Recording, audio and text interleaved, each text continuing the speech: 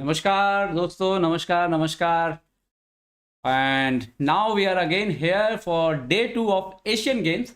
And we have with us International Master Saravanan ji. Saravanan ji, what do you think about day two? Are you ready?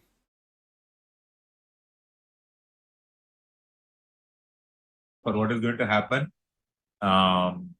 Especially the women's section, we have in the very third round, we have two very interesting clashes coming up between the two Indian grandmasters and the two Chinese grandmasters. I'm very excited about the start of the women's round, especially. And so I will show you the pairing, everyone, because game is about to start here. And the pairing is for men's section. Abdul Sattarov Nodirbek is going to play against Taba Tabai. This is going to be very interesting because Taba Tabai is also a very strong player. And then Indian players, if you see here, Vidit Gujrathi, board number 7, playing against, sir, can you pronounce for me? Loha Yeah. Virapap. Yeah, so we have from Thailand, Loha Virapap Pren. Pren Lauha, I would say. Pin Lauha Virapa from Thailand in the second board.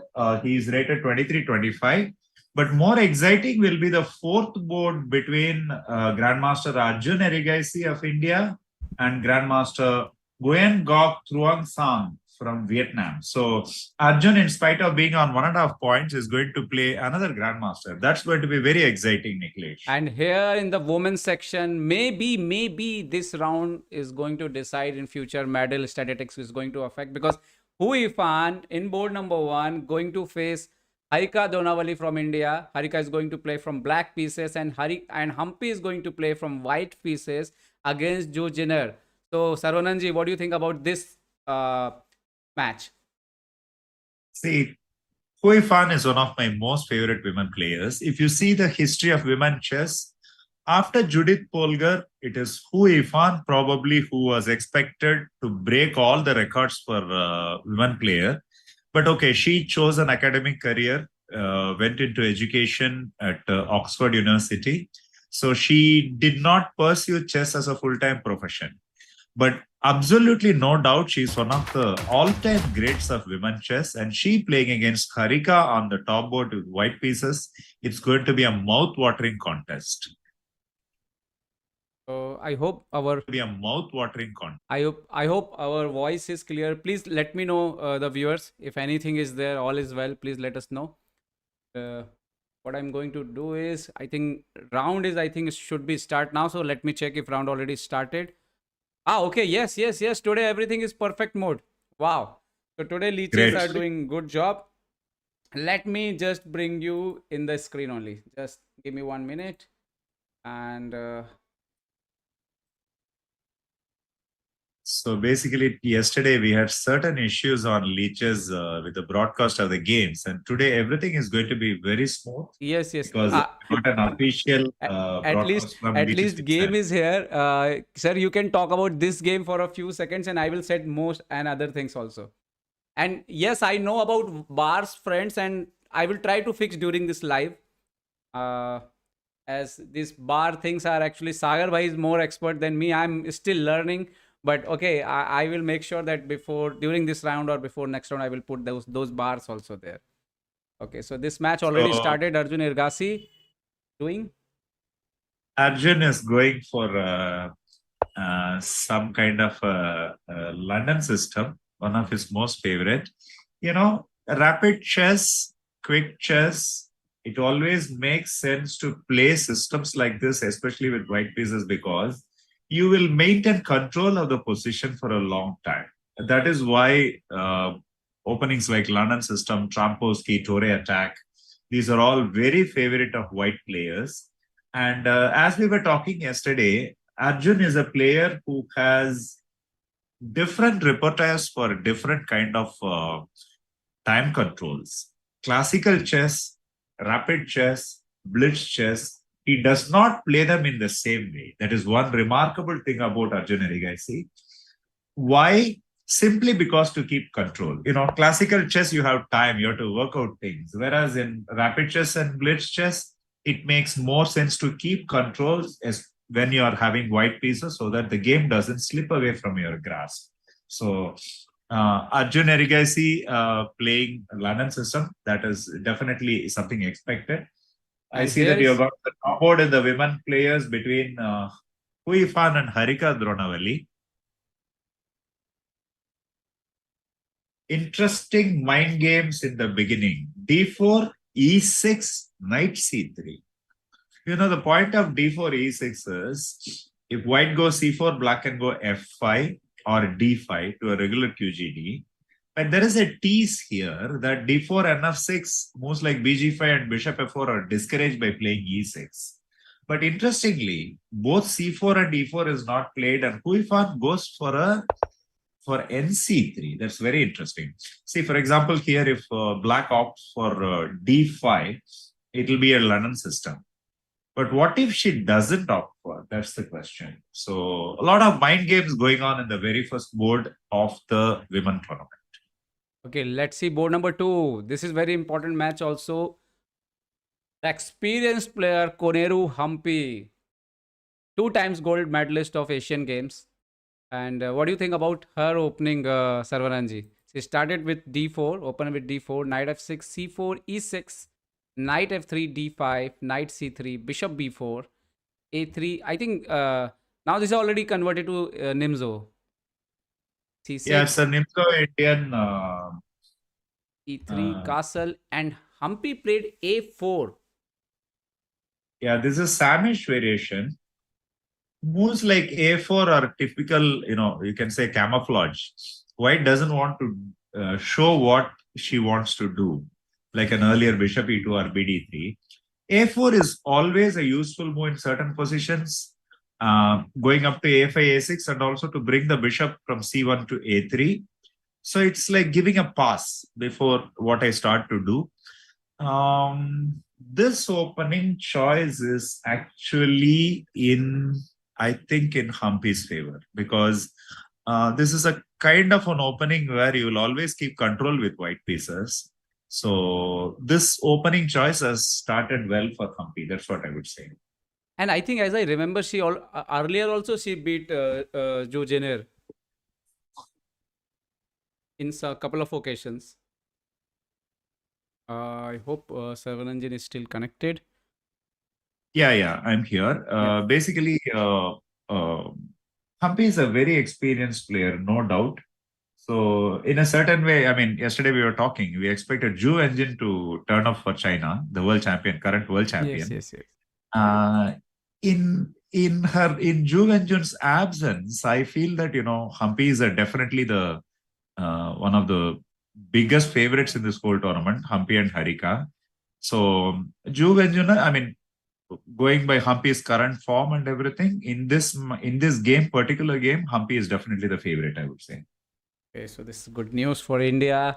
Koneru Humpy playing well, and yesterday she played one amazing game from black. And as Sarananji also mentioned, we never saw Humpy like that. She's king in the center. She's playing H5, H4, and that was a really amazing game. And we hope today also we will see this kind of games from Humpy. But anyway, we will see the Vidit Gujrathi game. Vidit lost yesterday. That game looks like much better, but. What do you think, Sarvananji, today with his position? He started with, I think, open up with D4, Knight F6, C4, G6, Knight C3, Bishop G7. Here looks like King's Indian is try by Prin. And now Bishop D3, Castle, Knight G2, Knight C6, Castle, Knight D7, Bishop E3, E5, and now D5, Knight D4. And Vidit played here A4. Yeah, this system with Bishop D3 and Knight G2, it's not a mainline system of the King's Indian. It's kind of off bet. The point is, White wants to have the center, but at the same time wants to have an unorthodox setup with Bishop on D3 and Knight on E2. The advantage is that later the Knight on E2 can go to Knight G3. So the traditional attack that Black will get on the King side with F5, he will not get it very easily. That is one of the points of the system. But anyway, I mean, it's a King's Indian, so it's going to be very interesting. King's Indian is a kind of a rare visitor at the top levels till a few years ago. It has now come for a kind of revival once again. I am very surprised that Black chose such an opening in an important game in the Asian Games against Vidit Gujrathi, because they say, this favorite quote of Tigran Petrosyan: "Thanks to Kings Indian played by my opponents, I could place 3 times of food every day for my family at the dinner table."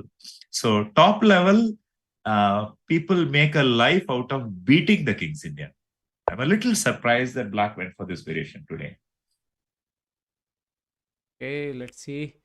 So I think all games are started already and we are getting all the feed. So in men's section right now, the one more game is very interesting. We will see whenever we have time. Let's see just once.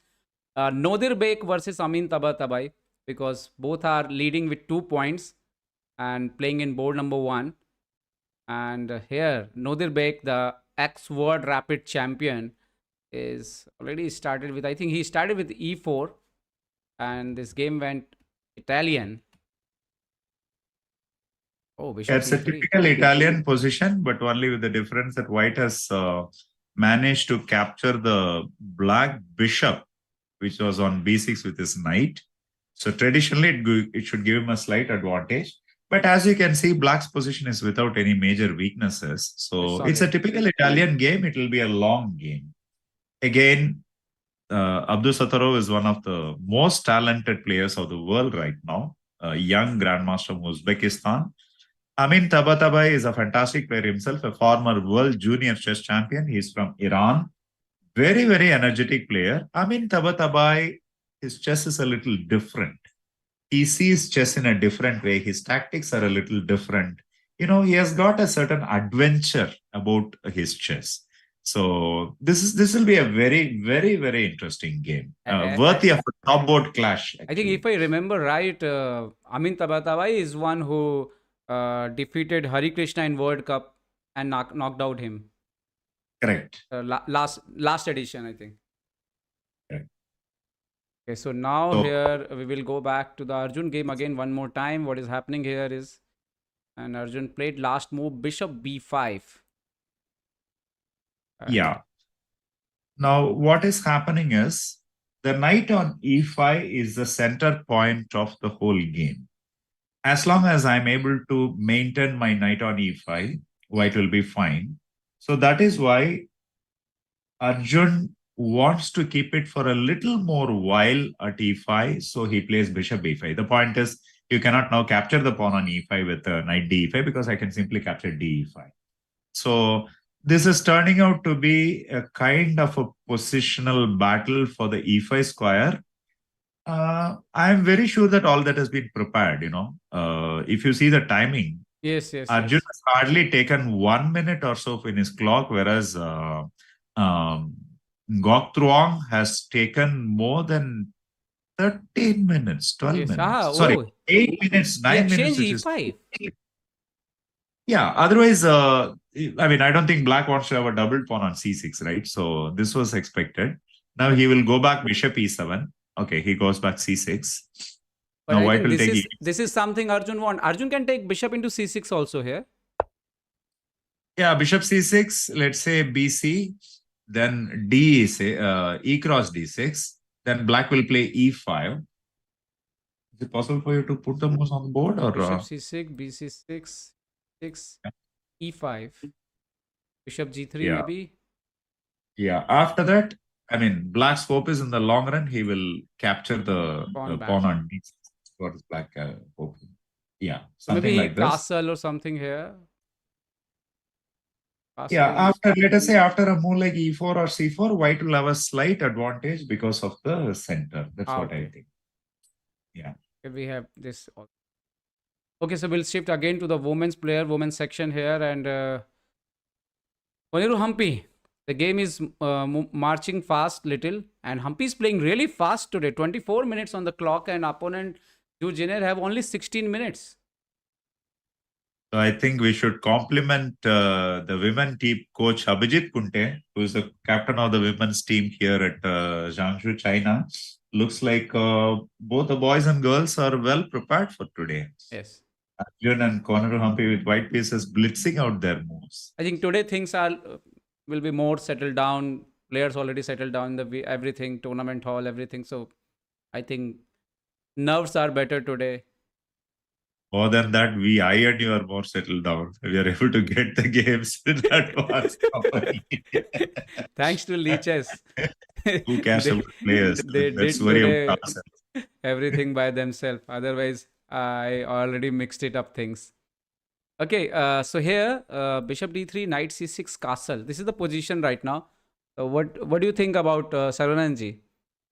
Yeah, the most important feature of the position is the dark square weakness. As you can see, the bishop on a3 is a monster here. It covers a long diagonal, but it is without any target in sight. So that is one thing. Second is black will play the knight to a5 most probably, so that he keeps the pawn from advancing, the c pawn from advancing to c4. So in the long run, black will try to make white's pawn on c3 a target. We call it as backward pawn. So let's keep the backward pawn backwards. That will be black's mantra. But then what will happen most probably is white is all set for a kingside attack, I think. One of the, I know, we all know this is something Humpy would love to do. So something like knight e5, f4, these are on the cards. I would say already white is slightly better. Looks like Humpy is doing well, and let's see Harika game from black. And looks like, oh, this rook a7 variation. So what is the rook doing at a7? rook a7. I love that. I simply love that. In many of the lines of the Catalan opening, black plays c5 and the black rook comes to a7 and c7 in certain variations. Okay, here the idea of rook a7 is just to develop bishop e7 coolly next move. So I am very sure once again this may be preparation, but at the same time we can see that both the players have consumed 5 minutes just for 4 moves so far. So I think this game This being played already on happened. the top board, both are very careful on the top board. Yes. Yeah. So as we predicted, bishop b7 and queen h3. So I expect black to play something like c5 here, disrupting the center. So, this is something tells me that this is going to be a very sharp game. They say when you keep the center open, both sides can transfer pieces from one side to another very easily. That is why open centers always invite tactical clashes. So they need not necessarily happen only from e4 openings. It can happen from d4 openings also. This game is going to be tactical. So here Harika Dronavalli is facing Hui Fan. Friends, I must tell you that this is the individual right now going on in Asian Games. So next 2 more days, individual tournament will be there, and then after team events will start from I think 1st of October, or I think from 30th. So we will update you about that thing also. But right now this fight is going on for individual medals. So let's see. Board number 1 and board number 2, both players are playing on 2 points right now. तो देखते हैं क्या होगा. फिलहाल individual matches चल रहे हैं, और अगले 2 दिन और इंडिविजुअल ही मैच चलने वाले हैं. और यहाँ पर आप कह सकते हो कि 6 मेडल जो है वो टोटल दाव पर हैं. 2 gold, 2 silver and 2 bronze for men's and women's total. तो let's see, queen h3, this is the position last, and okay, this is the Humpy position. Some fast changes are happening, and Humpy playing really fast here. What happened? Okay, she played e5. Yeah, as I was telling, knight e5 was going to come. So before allowing such a kingside initiative, I think black decided to play e5 herself. The advantageous point with black playing e5 is that now there won't be a kingside attack. But the disadvantage is when white has 2 bishops already and black has only a bishop and knight, it's a little bit of a risk to open up the position so early. And I would say it's slightly better for white. Yes, Humpy played c4, but maybe she want to bring her bishop back here. But as Saravanan is saying, looks like little early because still rook is not ready. And rooks are not ready. Okay. Yeah. See, something like DC4, bishop C4. Once again, one of the worrying things for white is that black is without any weakness in his position, in her position. Everything is But at solid. the same time, two bishops will have their say. So once again, white maintains a tiny advantage. But see, this is the most crucial part of the game. Oh, that with those two bishops, what you're going to do to your pieces is very important. See, for example, if white somehow manages to advance her pawns with e4 and f4, white will have a clear advantage. So, not allowing white to push the pawns, e pawn and f pawn, is black's priority in this position. So the idea of Humpy of the c4 idea, I think the behind the c4 is that to put this bishop back in this diagonal. But let's see what will happen, as Saravanan is saying that there is no weakness right now in the black camp. We will switch to the white men's section right now. And here Yeah, looks let's like go Arjun to Erigaisi position. It's already in this. This is the position right now. After d5, this is already happened. No, not this is happened. Actually, ed6 happened. First, this is happened. bishop c6. That's a surprise. So this is the position. Okay, so white will definitely open up the position fast because black is behind in development. You see, only his knight has been developed and black is bringing out his queen early, which is definitely never a good idea. But the point is white has to act fast. See, he has a kind of sacrificed his d6 pawn already. It is already written in black's favor. So after black captures queen d6, white will be a pawn down. So it is very important for white to act fast. So I what do you think he is think? going The to... long castle will work here? Yeah, long castle followed by f4. I think that is going to be white's idea in this position. Let's see.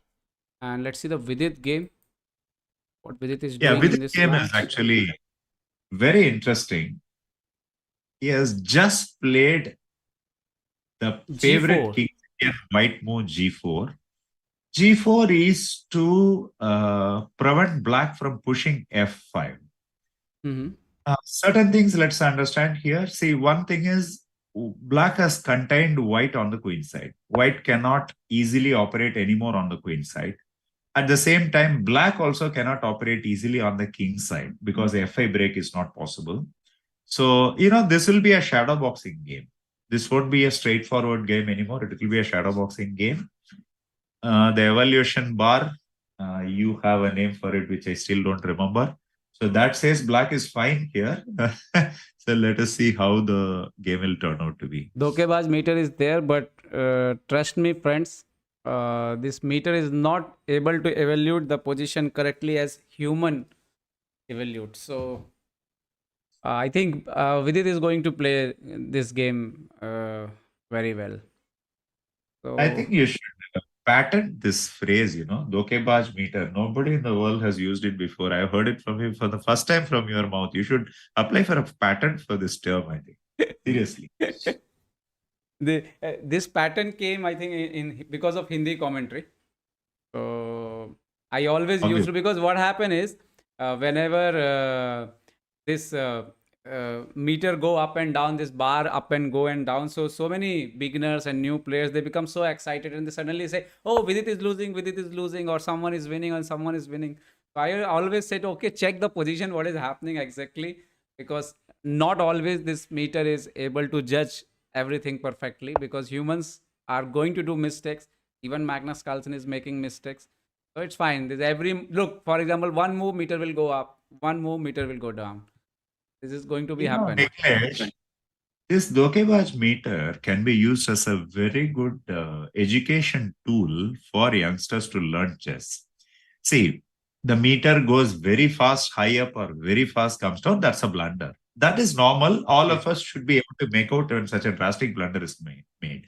See here, you can see that the Dhokebaj meter is a little below middle. That means computer considers black's position to be slightly better. Okay. Now, for a young player, I would advise him or her, try to work out why the computer thinks black is slightly better. See, humans understand chess in a different way, computers understand in a different way. See, in this position, for example, black's pieces are very, very fine on the queen side. The knight on c5 and bishop on d7 are very solid. The only concern for black is the c7 pawn. And in the king side, for example, if black plays bishop f6 next move, his idea is to play bishop g5. Okay.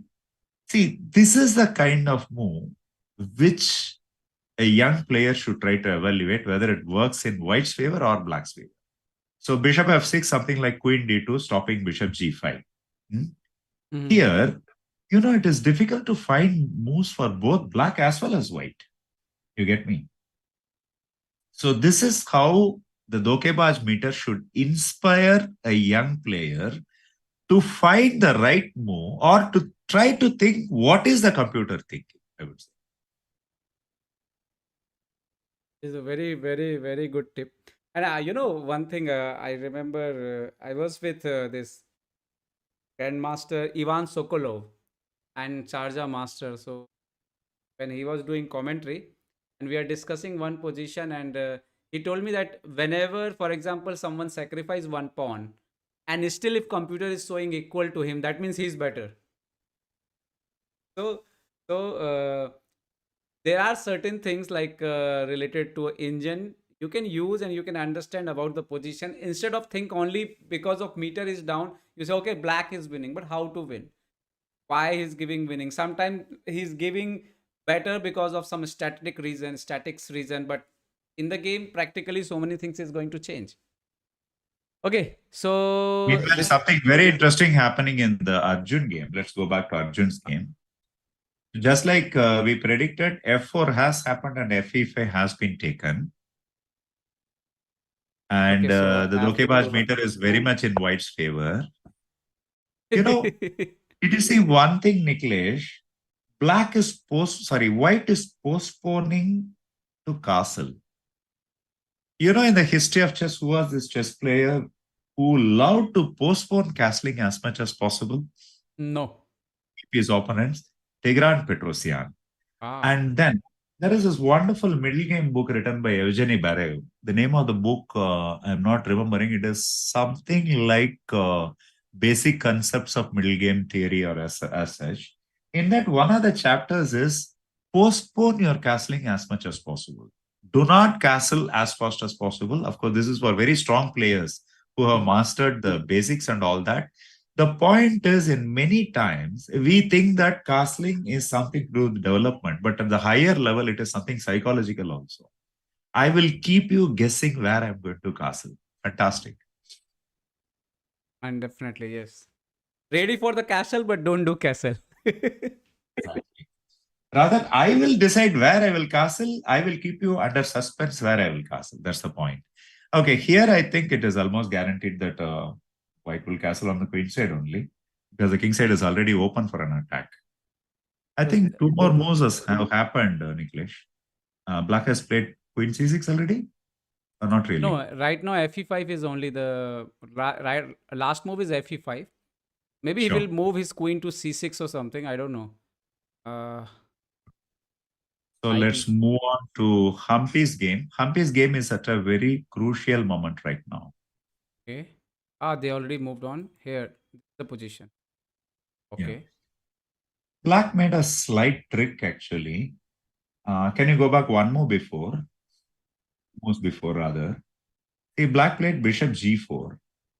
Okay, black played. Okay, here black played instead of bishop taken, she played bishop g4. G4, f3, d cross c4, bishop cross c4, bishop e6.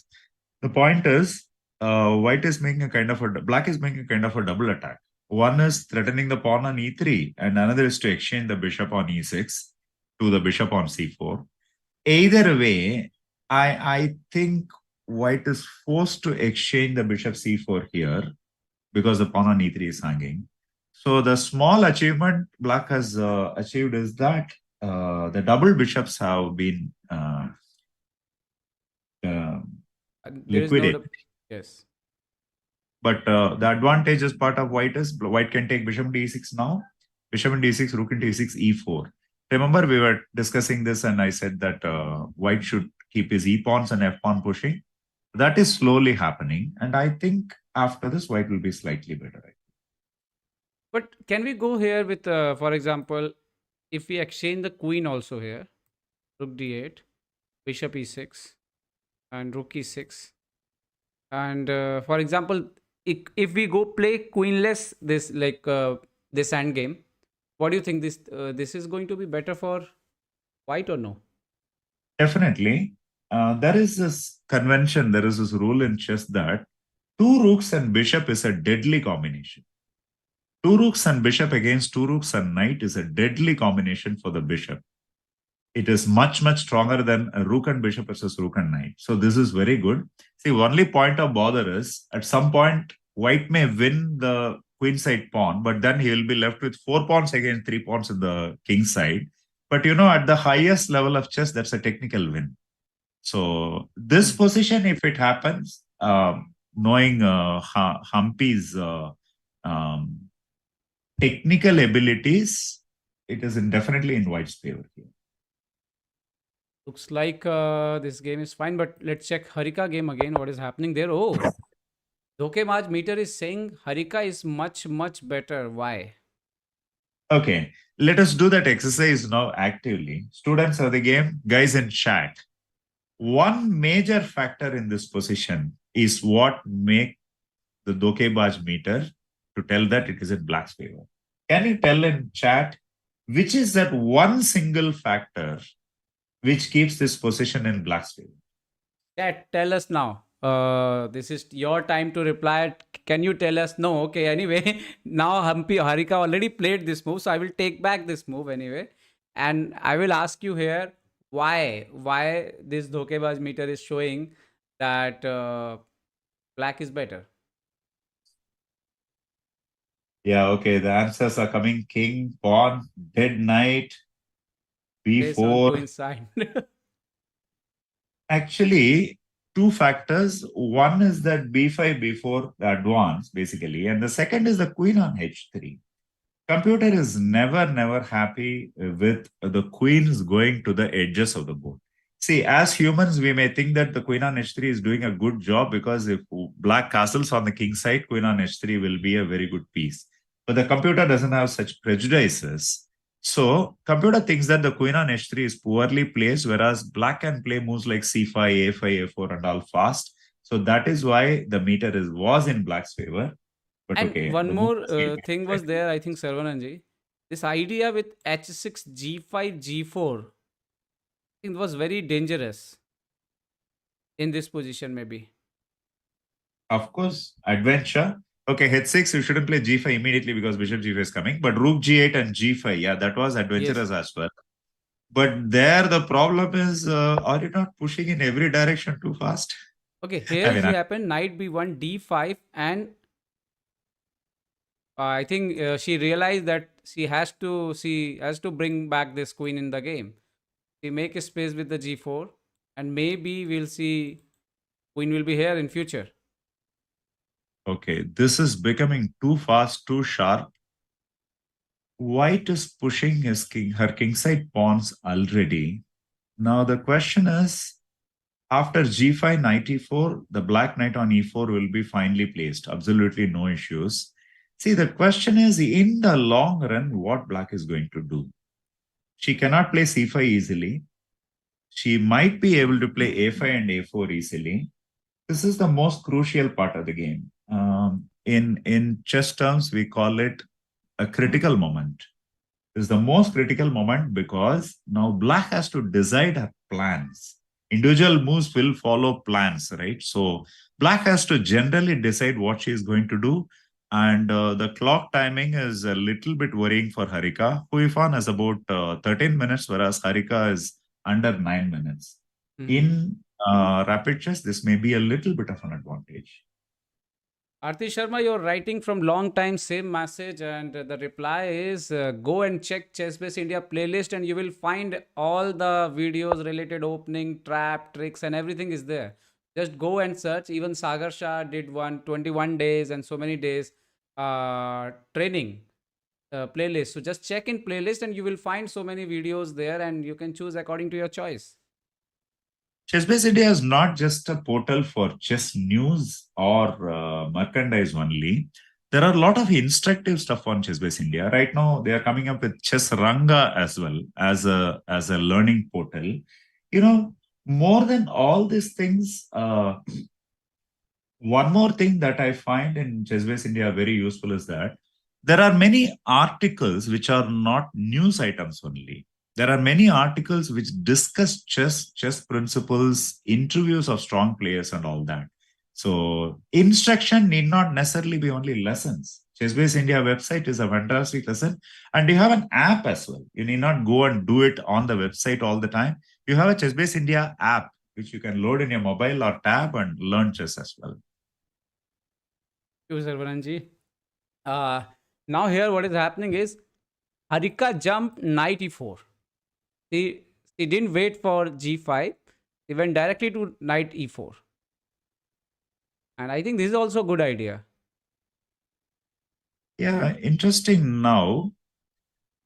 See, so far so good. Let us assume that white will play g5. Next move will be pivotal. I'm trying to calculate c5 as well as a5, and both are highly unclear. C5 is a good move here because I was earlier worried of bishop e4, d4, and dc5, but the knight on f3 is attacked now.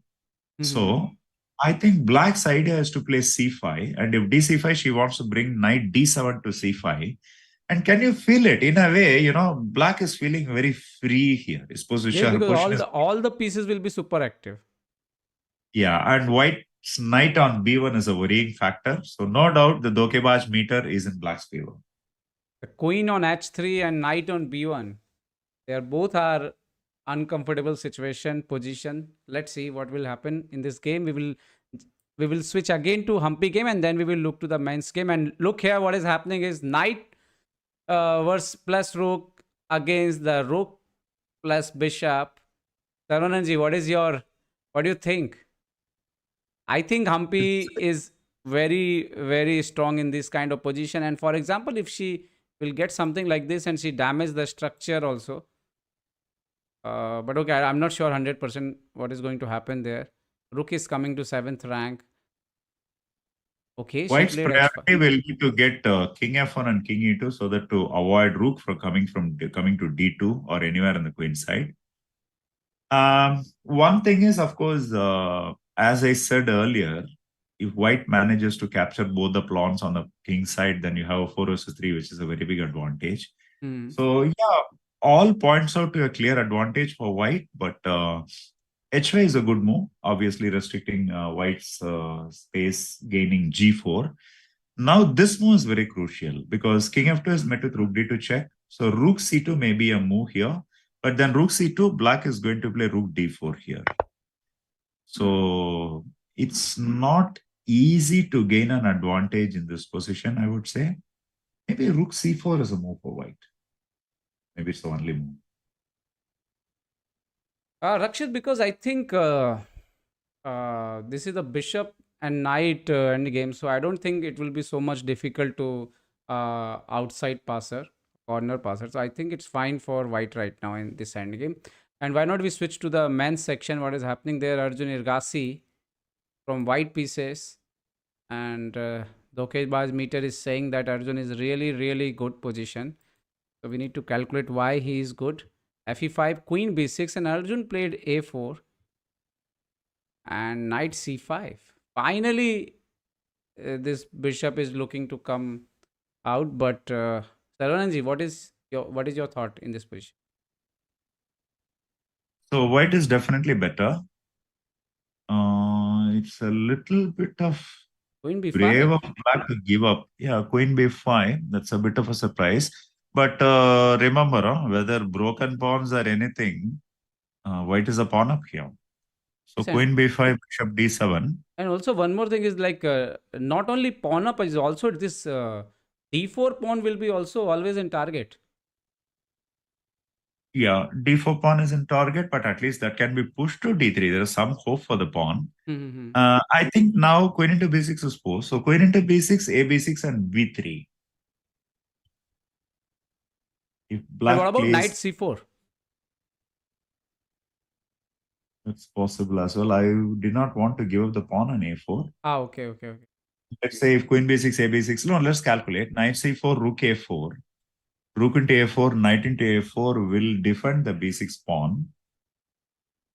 So I thought first a move b3, but the problem with b3 is now black will play b5. So b3, b5. Okay, b3, Have b5 those is already coming. happened in your board? Not yet. No, So in here, board this has happened already. A b6 yeah, already happened. b5, a5. I think in the long run, white has definitely a small advantage here. White is threatening bishop f2 in these kind of positions. Okay, that position. Okay, play bishop f2 and take the d4 pawns also. Attack d4 and then you can win the d4 pawn. I think Arjun is clearly Play better. bishop Already. f2, b5. Okay, no, knight d6 is also coming, so you can't play b5. Yeah. I think Arjun is clearly better. Already. So a into b6 looks like Arjun is going to score another victory, and let's check the Vidit game. And did you see the timing? Arjun has about 11 minutes, whereas Gok Truong has only about 5 minutes. 5.5 Yes. minutes. So that is also in good White's Yeah, favor. 5 minutes. He is better in 5 minutes in timings also. And Vidit game, Vidit is something 10 minute and Prin is something 7 minute or something. And not so many things happen here. Okay, after f3, Vidit played last move. Prin played king h8. Vidit played knight c3 back because knight was doing nothing to in b5 maybe. He just want to relocate. Queen h4, queen f2. He offered for exchange. Prin go back to queen e7. Then Vidit played king h1, knight a6. Now knight is coming to b4 or something. Rook a e1. Saravanan, what do you think? Who is going to break this position first? This is a problem actually. Now black's almost only breakthrough is f5. Oh, which he has done as we are talking. I was about to say that black should not play f5. Black played. This is a classical King's Indian mistake, actually. So I asked the question to you: who is going to break first? And Prince says, "I'm going to do." Yup. So here something like if I exchange on f5 all my pieces and then move the queen away, I think it's definitely white is slightly better in this into position. f5, and he will take with gf5. Already this bishop already gained power. And yeah, EF5, GF5, GF5, bishop f5, knight e4. That's the best way to go. You shouldn't exchange the bishop on b1 with bishop on f5 because then black knight on b4 will get very active. So take all the pieces and play knight e4 here. Knight e4, knight e4. Oh, okay, no. The bishop on f5. No, now if you take the bishop on f5, knight d3 is coming. Okay. I'm saying here knight e4. You're saying knight e4 before playing bishop on f5. Yes. Okay. Okay. In the match, I think this is happened already. This is the position. Yeah. So Someone is gf5. talking about women's section. No, all games are going on here. Humpy Jujiner. This is the position now. Yeah. Humpy entered in one kind of end game where she want to remove her weakness, and then she want to play against this bad pawn structure. I think even computer is saying equal. This is not easy for Jujiner to defend now. It will be a long game. It will depend on how tenacious Ju will be able to defend her king side, because the h5 pawn is the real weakness in this position. So if white manages to capture h5, then the rook and pawn ending is winning. That's the idea of a5, by the way. If black takes b cross a5, then white will play rook c5. Yes. And Harika game is changing little bit now. What happened is bishop e4, pawn e4, knight e5. Okay, why not knight into e5? Knight e5, bishop Now e5 will make bishop very strong. Oh, she played it already? No, but one move back, if you play, she played knight a5, you have, I think, f6. But now you don't have f6. Okay. This is a little bit worrying for Harika because slowly, white's pieces are becoming better. Yes. I think in the earlier position, instead of going for these exchanges, it was probably a better idea to play c5. But anyway, I think Harika preferred to castle on the king side first, taking her king to safety. Yes, but the moment you will castle now, this queen is fine now. Exactly, as we were talking. Okay, on Harika's favor is the white's king. See, now Harika has a straightforward path to attacking the white king side with a5, a4, b3.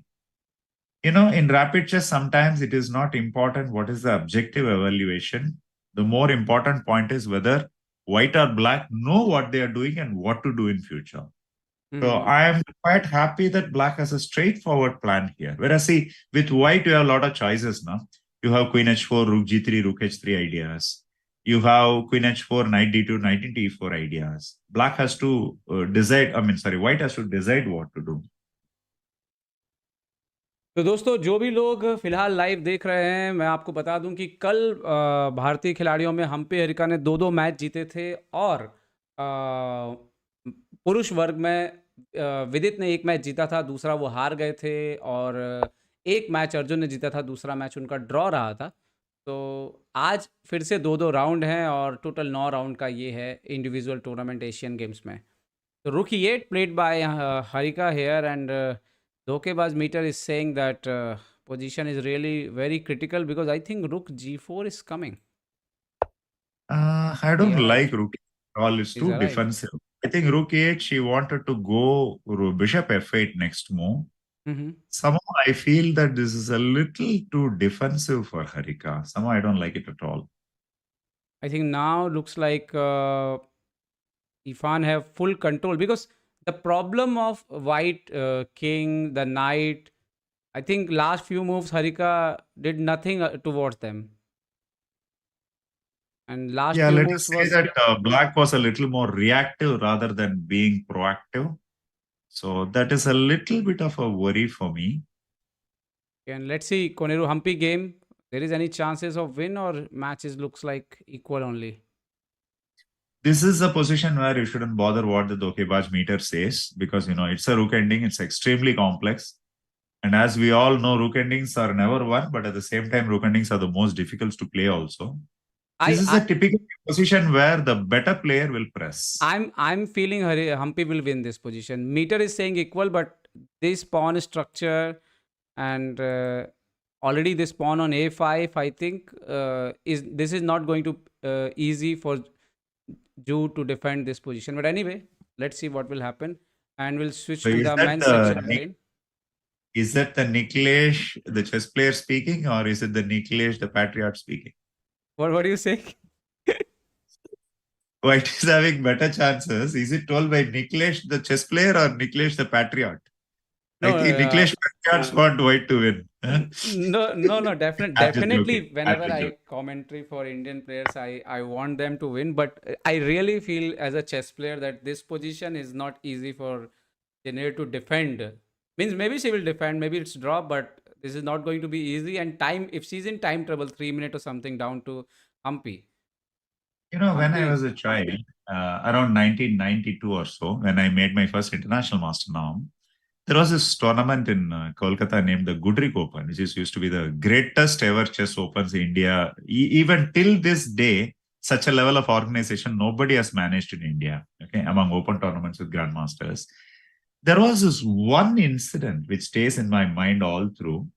There were 4 or 5 very remarkable Soviet grandmasters playing. Alexei Driv, Sergei Dolmatov, and Evgeny Vladimirov.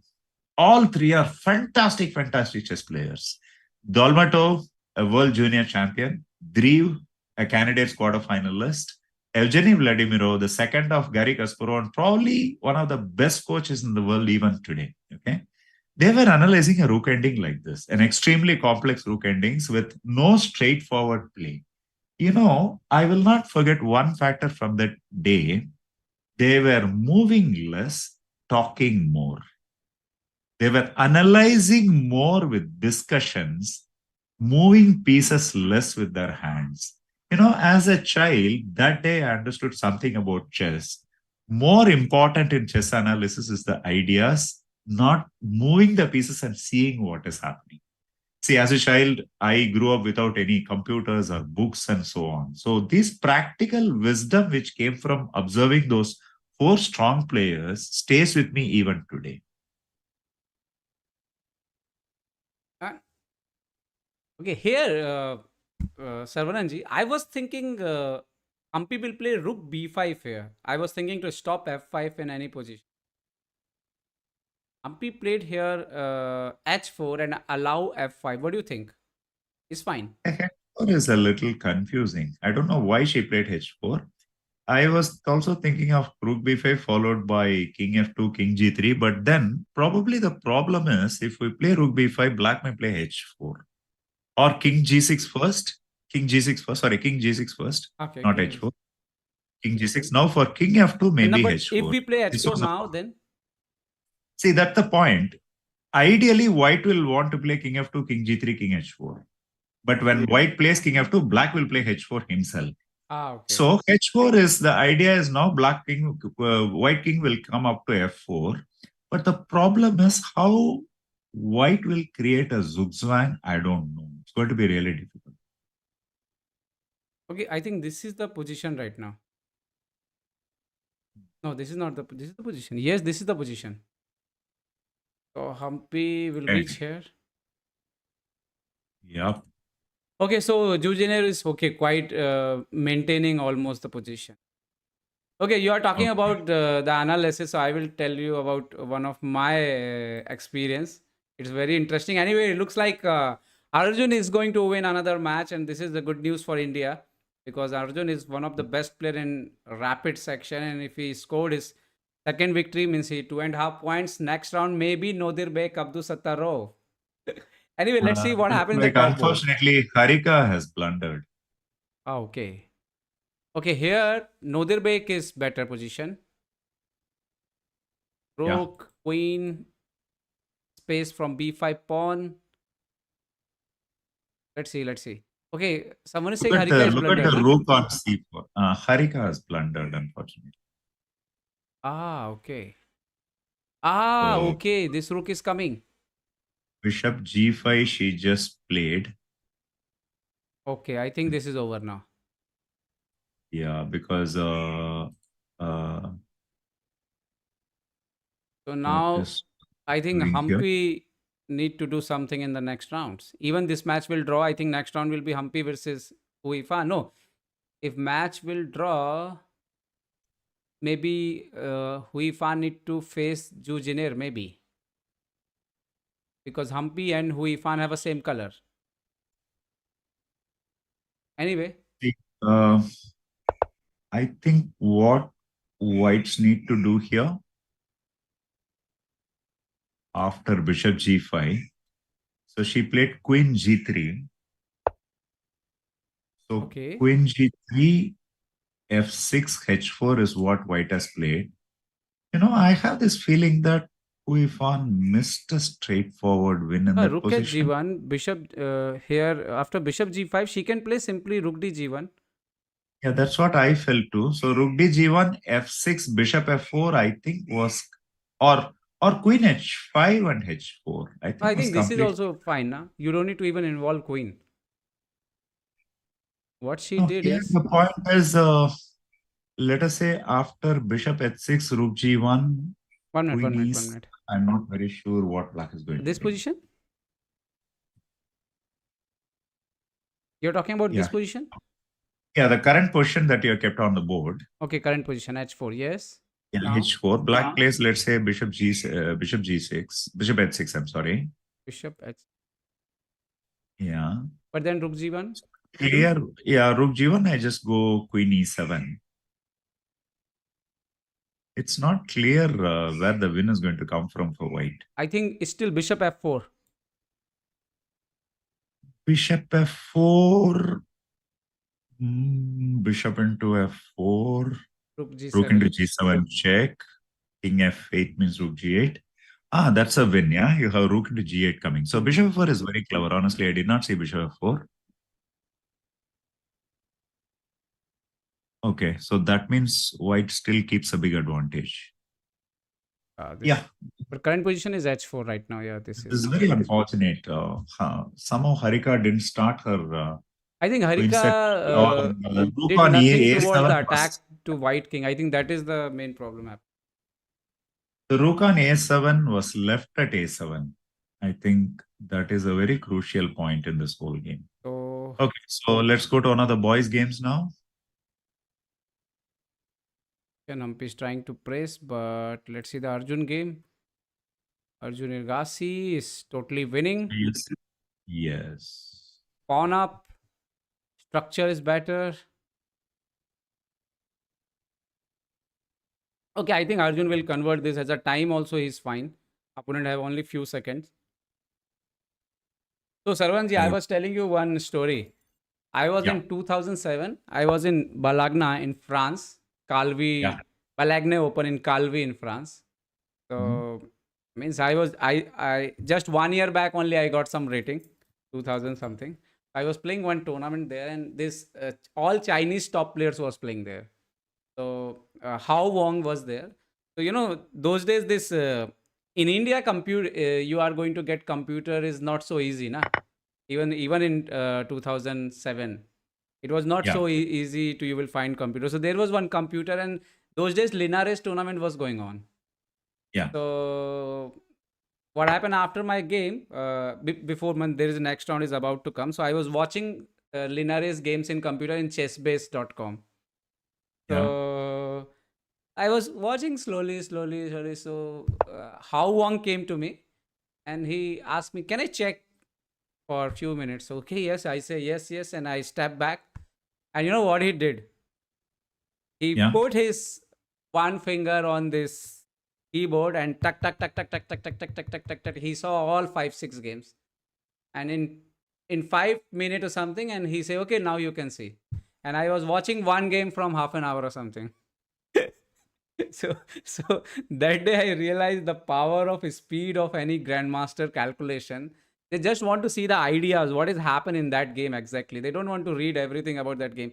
Just idea, what opening, what idea. He was so fast, so fast. There is a story of very young Nakamura. Leave today's Nakamura, the speed demon Nakamura. There is a story of very young Nakamura with a faulty mouse, typing out the moves and playing 1 minute blitz games. This is too much now. So I think Arjun is winning clearly here because Black has a very, very clear advantage of 3 versus 2 on the queen side. And White. this is going to be a technique. I'm sorry, White is having a clear technical advantage here. So let's move away. Shall we go to Vidit Vidit game. Gujrati's? Yeah. Now Vidit is totally winning. Now friends, you can trust on this dhokebaz meter because this is now too much up. When it's too much up, you can trust on that. We are also very sure that White is winning when there is too much up. We can tell very boldly. The thing is, there is this half joke, half truth in chess. When you don't know what to do on the board, give the move for your opponent.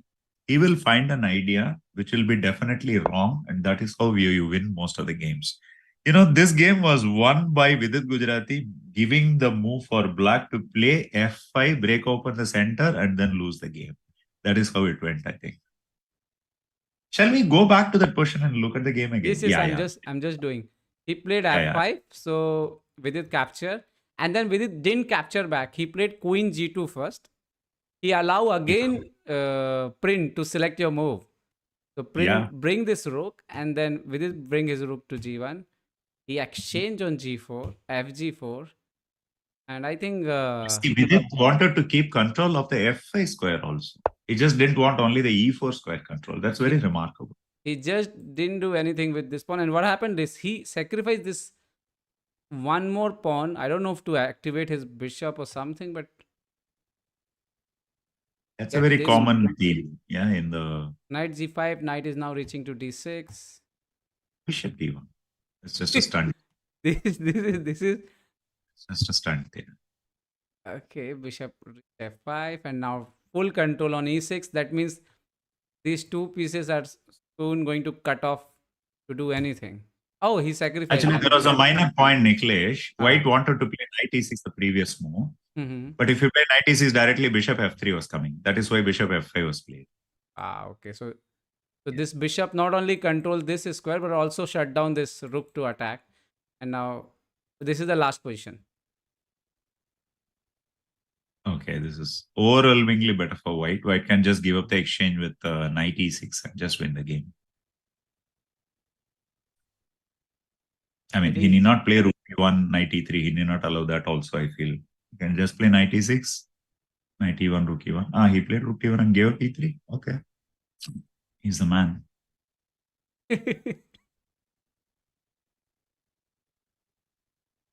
White is an exchange up, so should be able to. What? Mate in knight f7 is checkmate. That's very cute. You should show that. You should show that. Queen on e3 is met with queen into e3 is so met friends, with you can see here opponent is not able to capture this queen because of this mate in one is set there. So this is even I didn't saw it. I saw okay why he's giving queen and then okay you can't take it because it's checkmate. So now Vidit is already rook up in this position. I think his opponent will resign any moment. So okay, yesterday he lost the game, but today he come back in his style. I don't know if it is still in use. We used to call this as Panch Paisa trap in those days. Queen e3, knight f7, checkmate. So one game for India. Okay, yes, Vidit already win the game. So Vidit scored his victory today. Huifan has already beaten Harika. I request my friends, please update the scoreboard. And Vidit already win this match. This is very good news for India. And I think Arjun Erigaisi is already win the game. So 2 wins already in men's section. And in the men's section, first board, this is really still fight is going on against Nodirbek and Amin Tabatabai. And if we go to women's section, Humpy game already draw, Harika already lost. Okay, so this is the scenario till now. We will discuss these games with, I think still the result is now updated already. You can see Humpy game is a draw. So I request our friends, they will update, they are updating. Imang, thank you so much. So Humpy game is draw and other 3 game are decisive where men's section Vidit and Arjun win their game and Harika lost, Humpy drew. Anyway, I think this is still medal chances going on. Let's focus on this match. Saravanan, are you able to see this game? Yeah, sure. What do you think about Nodirbek chances in this position? Well, I would say white is definitely slightly better because he has these pawns on the center which are formidable. One crucial decision to take here for white is whether to keep the queens and play or not. Okay, as we were talking, the queens are exchanged and it has gone into an endgame. The only weakness for black seems to be at b7, but it cannot be attacked easily. So white's plan is something like knight a4, b4, and c5. So I would say white has got a slight advantage, but not so easy to convert. That's what I would say. Let's see. Okay, so friends, at least I think in men's section we have 2 wins. I think in women's section also next couple of games will be very important. And the game between Humpy and Huifan, I think that match is going to be very crucial. Saranji, what do you think? So Humpy is the sole leader now. Sorry, no. Huifan is sole leader now. Huifan is sole leader now. Huifan is sole leader now with 3 out of 3. So we don't know who is going to play her in the next game. We're allowed to check. I'm just checking the pairings now. Okay, there was another player on 2 points at the end of the second round. That was Umida Omanova from Uzbekistan. Okay. So Umida Omanova's game is still going on in board number 3. Umida is black. And from what I see, she is an exchange up, but it's a highly complex game. So if Umida wins this game, then she and Huifan will be the sole leaders on 3 out of 3. Okay, and they will face each other in the next round. That's true. If that doesn't happen, if Umida doesn't win this game, then there is some chance that... but looks like she's winning. She's better. Yeah, she's definitely better. Now she's threatening rook a1 checkmate. She beat White Bibi will play Sara. This is a queen very good b5. result for her because Bibi Sara is, I think, twice World Blitz champion, women's. Yeah, she's an international master from Kazakhstan. So definitely, Bibi Sara is the better player on paper there, but Umida has been doing quite well so far. So this is going to be a very interesting game. Let's say something like queen b5 here. For white? Yeah, for white. Then rook a1 check. Rook a1 check, bishop f1, queen f2. I think it is just no. There's queen a checkmate. You have No, to be even careful. take queen into g6. That's possible. Yeah. White plays queen f5. She heard you. So for rook a1 check, black will play bishop b1 now. Okay, this is going to be very complex. I think black should play queen f2 directly. She played queen f2. She's playing really well. Yeah, queen f2. I'm assuming that knight g1 is the only move here. I think black is doing really well and both are in time trouble and Bibi Sara especially have 8 seconds. Yeah. This match is really interesting actually. He played queen e4. I think that's a blunder. Now rook a1, bishop b1, queen this f1. Is just winning. Bishop b1, queen f1, knight g1.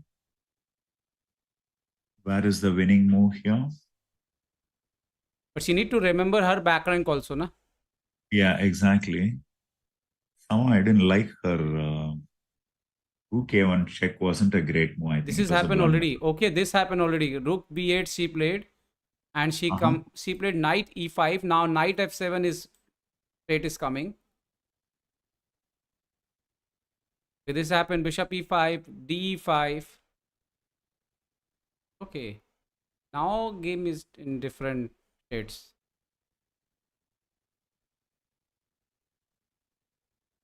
Okay, this is just a draw now, simply. I think even now queen exchange, this is a draw. Yeah, I don't think black can really win this position. So if this match will be draw, that means b5. Okay, so this is very clear. Humpy and Irfan is not going to play in next round each other. This is now done. Because Jujiner in 2.5 points, if Humpy in 2.5 points, and one more player is coming in 2.5 points. So she will most likely receive either higher rated Jujiner. Jujiner will be faced next round, mostly to Huifan. By the way, do you have any clarity about the rules of this tournament? Can same country players play with each other after a certain round, or any such rules are there in this tournament? Oh, I'm not sure, but at least I think maybe the rule is there in the not in the last round only. Okay, because of the medal chances, isn't it? Yes. But I think in starting phase you have to face each other because chess is like that, na? Queen into b4. Now Bibi Sara is winning. Oh my god. What? She gave the queen free on b4. What? Oh my good god.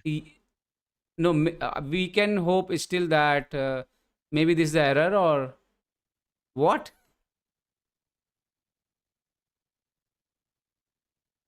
No, I think somebody is doing some analysis, I think. I don't know. Let's see. In the Asian games, players are giving free queen. So no. This is... Yeah, actually, it has happened. Yes, she did give a free queen and she won. White won, actually. No, they are doing some corrections. Are they? Yeah. Yeah, they are doing some correction. Oh my good god. This is the position now. Still she... Oh, she already lost. In time or something. Yeah, the result has already come. Result came, yes. Result has come. So now Bibi Sara is white pieces, Humpy is white pieces, Huifan in white pieces. Huifan needs someone from down. And color wise, it's Jujiner. Higher rated is Humpy. I don't know what is the rule. I think the rule is they break the color in the 4th round. So I think it is going to be Humpy. Then Humpy and Huifan will be there in the next. Mostly it will be Huifan versus Humpy. Another watering game.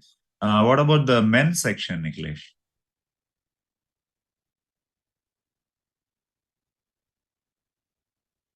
So the top board is still going on, Niklesh. Abdus Sataro versus Taba Tabai. Let's go and watch Yes, it. yes, still game is going on. White lost the pawn. I'm sorry. No. White just manages a pawn. I He think just solved everything on the queen Taba side. Taba is just trying to hold the position. But it's very clear his position is little passive compared to Abdus Sataro.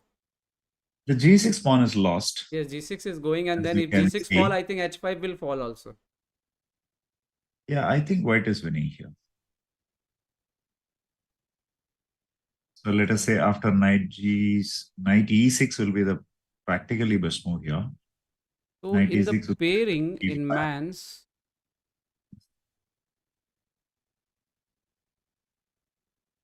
I think there will be so many players will be in 2.5, and only Abdus Sataro on 3-on-3. In like women's only Hui Fan in 3-on-3. In men's only Yeah. Abdus Sataro is 3-on-3, and other player will be in 2.5. Yeah, actually, Kazibek Nogarbek of Kazakhstan was on 2 points the previous game, but he has drawn with Param Maksudlu of Iran. So he is also only on 2.5. So if Nogarbek wins this, as he seems to be winning here, he is going to be the sole leader on 3 out of 3. Such a strong contingent of players in this tournament, all sitting on 2.5, Wei, Arjun Erigaisi, Bujiangji, Java King Sindaro. Fantastic. Excellent tournament this Asian is. तो यहाँ पर दोस्तों एक बात बड़ी साफ है, आपको बता दें कि टोटल 9 राउंड का टूर्नामेंट है। तो ऐसे में कोई अर्ली लीड ले भी रहा है तो इसका मतलब ये नहीं है कि वो बहुत स्ट्रांग पोजीशन में, क्योंकि उसको सबसे खेलना है अभी, क्योंकि प्लेयर ज़्यादा है नहीं, 30 प्लेयर हैं, तो सबको सबसे खेलना पड़ेगा ऊपर में टॉप में। तो बहुत रिजल्ट जो है ऊपर नीचे होंगे अभी। ओवरऑल 34 प्लेयर हैं और उस हिसाब से देखा जाए तो 6 राउंड इनफ होते हैं, बट 3 राउंड एक्स्ट्रा हैं, तो बहुत कुछ चेंज हो सकता है लास्ट तक में। now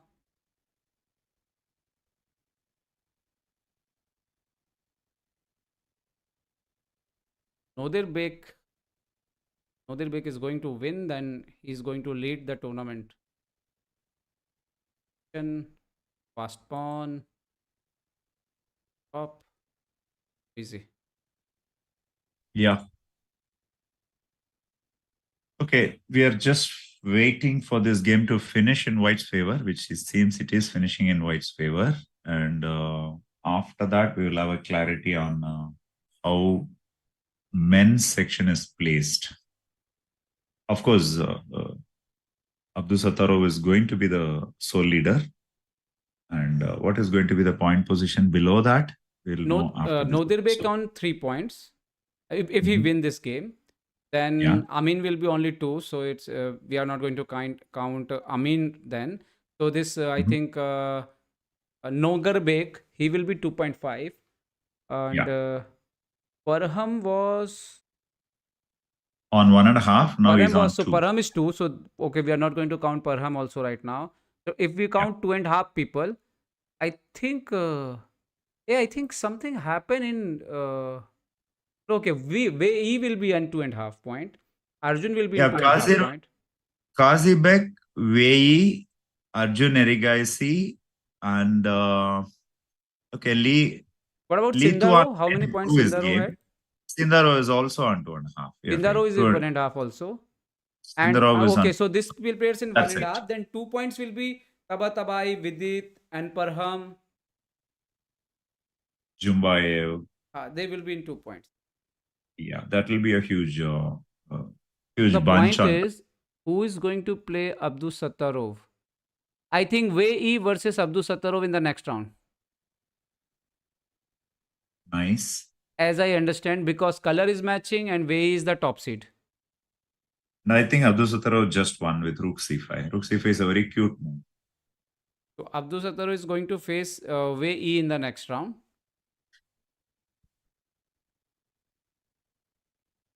Wow, Yeah. now he's winning. Rook c5 is a very cute move. Of course, rook into c5, d5 is met with h7, then the knight will and the pawn will queen. So, assuming that rook h7 is forced, white has many ways to win, including knight f8, rook h8, and just g6 wins.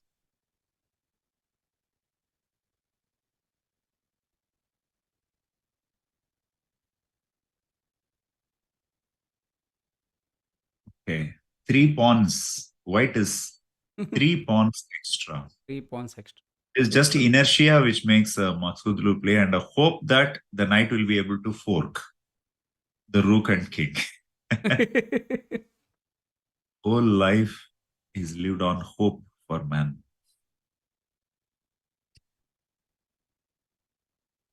You know, in such positions, my coach used to say, make sure that your king and rook stay in the opposite colors of squares. If king is on black, keep your rook on white so that And the knight will never be able to fork both of them. That's and you it. can keep your king just diagonal opposition to opponent's knight. That will also take time to give you check.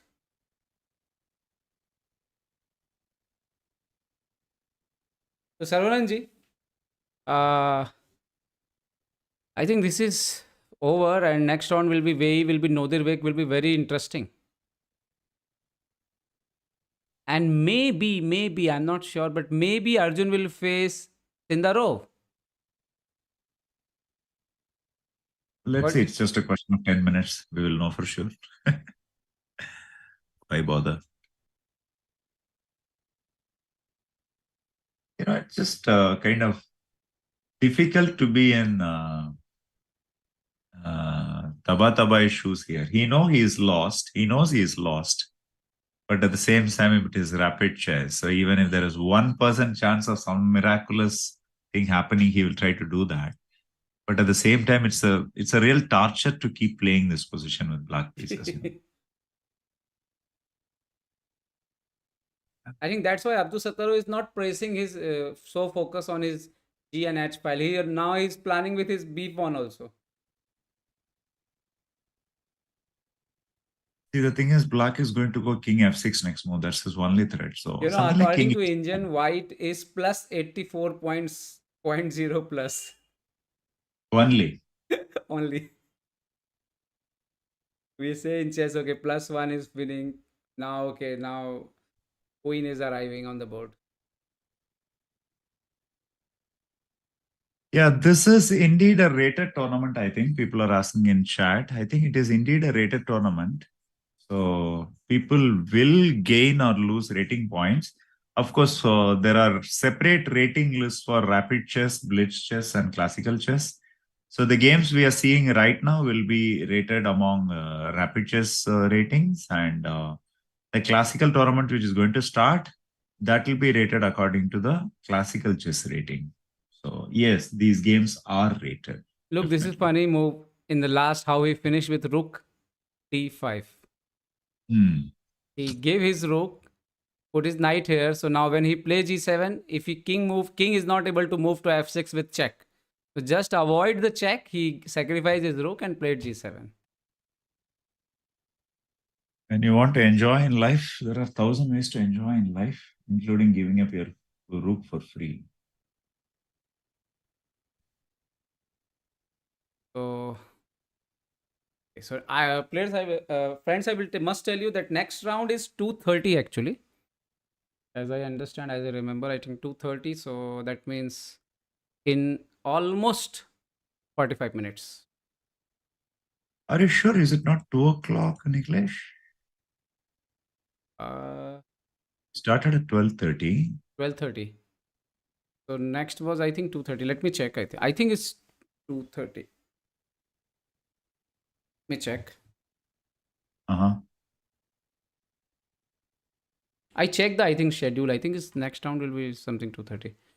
So Okay, sure. Okay, Himank already confirmed is 2:30. So meanwhile, why not we check games, Indian games one by one? I think this game is already over, and whenever pairing will come, we will take little break. Yeah, sure. Yeah. So I actually want to see Harika's game because I felt that Harika's game held a promise for Harika.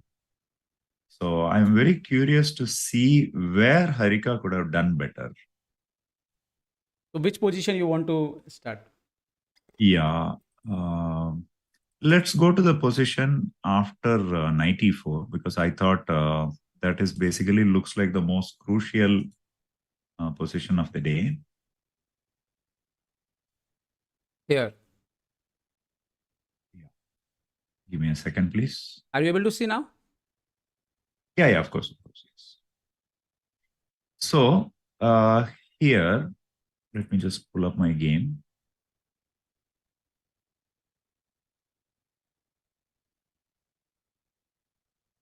Yeah. See here, white played bishop into e4, d into e4, knight e5, correct? Yes, yes. This is almost forced because black was also threatening knight into f2. So bishop f4, d4, knight e5. See, this is where Harika decided to play it safe and played bishop e7 and castles, correct? Yes. So here I think black should have gone on the offensive with knight into e5. So my point is d5 is fundamentally wrong. At some point we'll deal with it later on, but let us take bishop into e5 to be the only move for knight e5. Okay. So knight e5, are you able to move the piece on the board? Yes, yes, I'm doing. Yeah, so bishop e5, let me drive the bishop away with f6 first. F6. Yeah. See, now the thing is, I'll postpone my castling on the king side as of now, and let me try to attack on the queen side here. So let's say f6, bishop g3, a5. Can we go queen d5 here? No, it's not working. Yeah, queen d5 can be played, but I'm not sure if I want to allow white to play queen h5 check and exchange the queens. Okay, okay. Yeah, so as of now, I'll just play a5. A5, okay. Yeah. See, the point is this. Now, where is white going to play? That is the question. Because there is no clear, straightforward way for white to proceed here. So, as I was telling, black has a plan, white doesn't, and it's an equal position. So psychologically, this is where I think white will do better. See, there are two plans here. One is white can advance with g5 or he can play something like c4. Okay. So let's check g5 first. G5. Let's say if black plays g5 and black plays f5. And again, back to something like bishop e5. So this is where I want to play queen d7. Yeah. See, now, can you see that black has absolutely no problems in his position at all? See, now I have all the time in the world to develop the bishop to d6 or play a5, a4 and all that. So instead of opting for simplification followed by castling, Harika went for bishop e7 and castles, which I don't like because there was still attacking potential for white. That was a problem. Mm. You got me? Yes, Yeah. yes. Yeah. So this is where I think Harika went wrong. And okay, further on into the game, after bishop e7, g5, knight e5, bishop e5, castles, rook at g1. Okay. Here I didn't like rook e8 at all. Honestly Achha, speaking. okay. This position rook e8, yes. Yeah, this I didn't like at all. At least here there was some counter chances possible after a move like, let us say, bishop d5. Mm. The point is I'm threatening f6 here. I mean, not immediately, but later on. The point is I'm supporting e6, anticipating f6. You get me? Yes. Yeah. See, now, for example, if you play rook g3, I don't have a choice. I have to play f6 here. Here, this position? If white plays rook g3 here, bishop d5, rook F6 g3. will come. Yes. F6 will come. F6, gf6, bishop f6. See, can you see that black is slightly worse, but definitely not losing like in the game? Even in some moment, this rook will join this defense. Exactly. The rook on a7 will get some purpose in life instead of dying a lonely death on a7. So, both in counter-attack as well as in defending the position, I think, somewhere Harika slackened at this point. Of course, this is speed chess. Anything can happen. But at Harika's standard of chess, I thought, this was the position where she slackened off a little bit. And if we see Humpy position, you already finished with Harika, so we will switch to Humpy. Yeah. We can go to Humpy. So Humpy, that position when Humpy played c4, before that we were looking that Humpy have a good advantage. This position. Correct. Yeah. What do you think in this position? What you should do here? Yeah, so here two things. One is white went for c4, so the c pawn got absolved completely. But the problem was the position was also without any complications afterwards, correct? So here I was curious if white can play a5 first. a5 first. Okay, solve your problem first. Okay. Yeah, exactly. No, solving your problem, more than that, I would put it this way. What do you want to do? Let's ask a question to black. See, in the game, black allowed white to play ab6, correct? Do you want to do that, or do you want to play b cross a5? Remember what I told? When you don't know what to do, give the move for your opponent. You will find an idea. It will be wrong. Give ball to your opponent. Exactly. So I would have preferred something like a5, but of course, c4 is perfectly playable. After c4, the point is the game happened, right? Instead of a5, white played c4.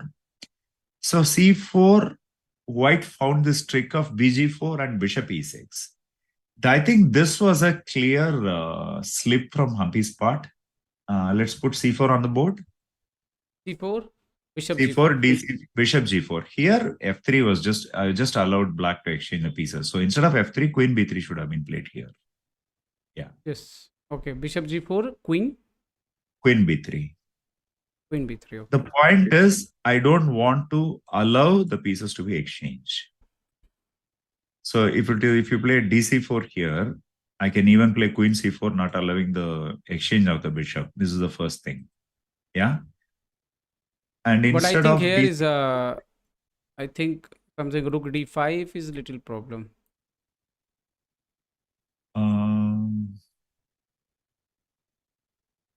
You mean for something like bishop c2, you have rook c8? Let's say if I go bishop c2 here. Bishop c2 will be, I think, yes, rook c8. Rook c8, queen b3. Queen b3. My idea was just to, just let's keep pieces on the board. I don't want the bishops to be exchanged. But you can still go bishop f5. Yeah, that's a problem. But if we take from the bishop even that position, instead of queen c4, yes, here dc4, if we take even let's take bishop c4. Bishop c4. Bishop e6. I was worried of bishop e6 here. But somehow if we see here, for example, bishop e6, rook e6, our rook is coming very fast in the game. Yeah, and also white need not take bishop into e6. You can play bishop b2 first. Okay, yes. Bishop c4, queen c4. Yeah, that also might have been slightly better for white. But I'm very sure somewhere here, Humpy lost the advantage. If we can go back to, instead of c4, after knight e5, rook e5, instead of c4, let's try a camouflage move, bishop b2 instead of c4. Yes, this is the good idea. And before go to c4, go bishop b2, yes. Why I want to play bishop b2? I want to see where black rook wants to go, and I want to nullify the threat of that bishop f5 at all, completely. C4 is a serious threat here. See, now bishop f5 is not possible because of c4 simply. So, after bishop b2, I'm assuming that black has to go something like rook h5. Yeah? Rook h5, okay. Rook h5. Now play c4. Okay. This is better. Now this... Now this whole trick of bishop g4, bishop e6 stuff will not work anymore. Of course, it looks a little dangerous with queen c7, most like queen c7 or knight g4 and all happening. We should be a little careful about that. But okay, right now after c4, I'm threatening bishop and f6, right? So it's not bad actually. I think white is slightly... This looks better actually, because now you will have your both double bishop advantage continue. Exactly. Let's have some fun. Let black play queen c7 here. h3.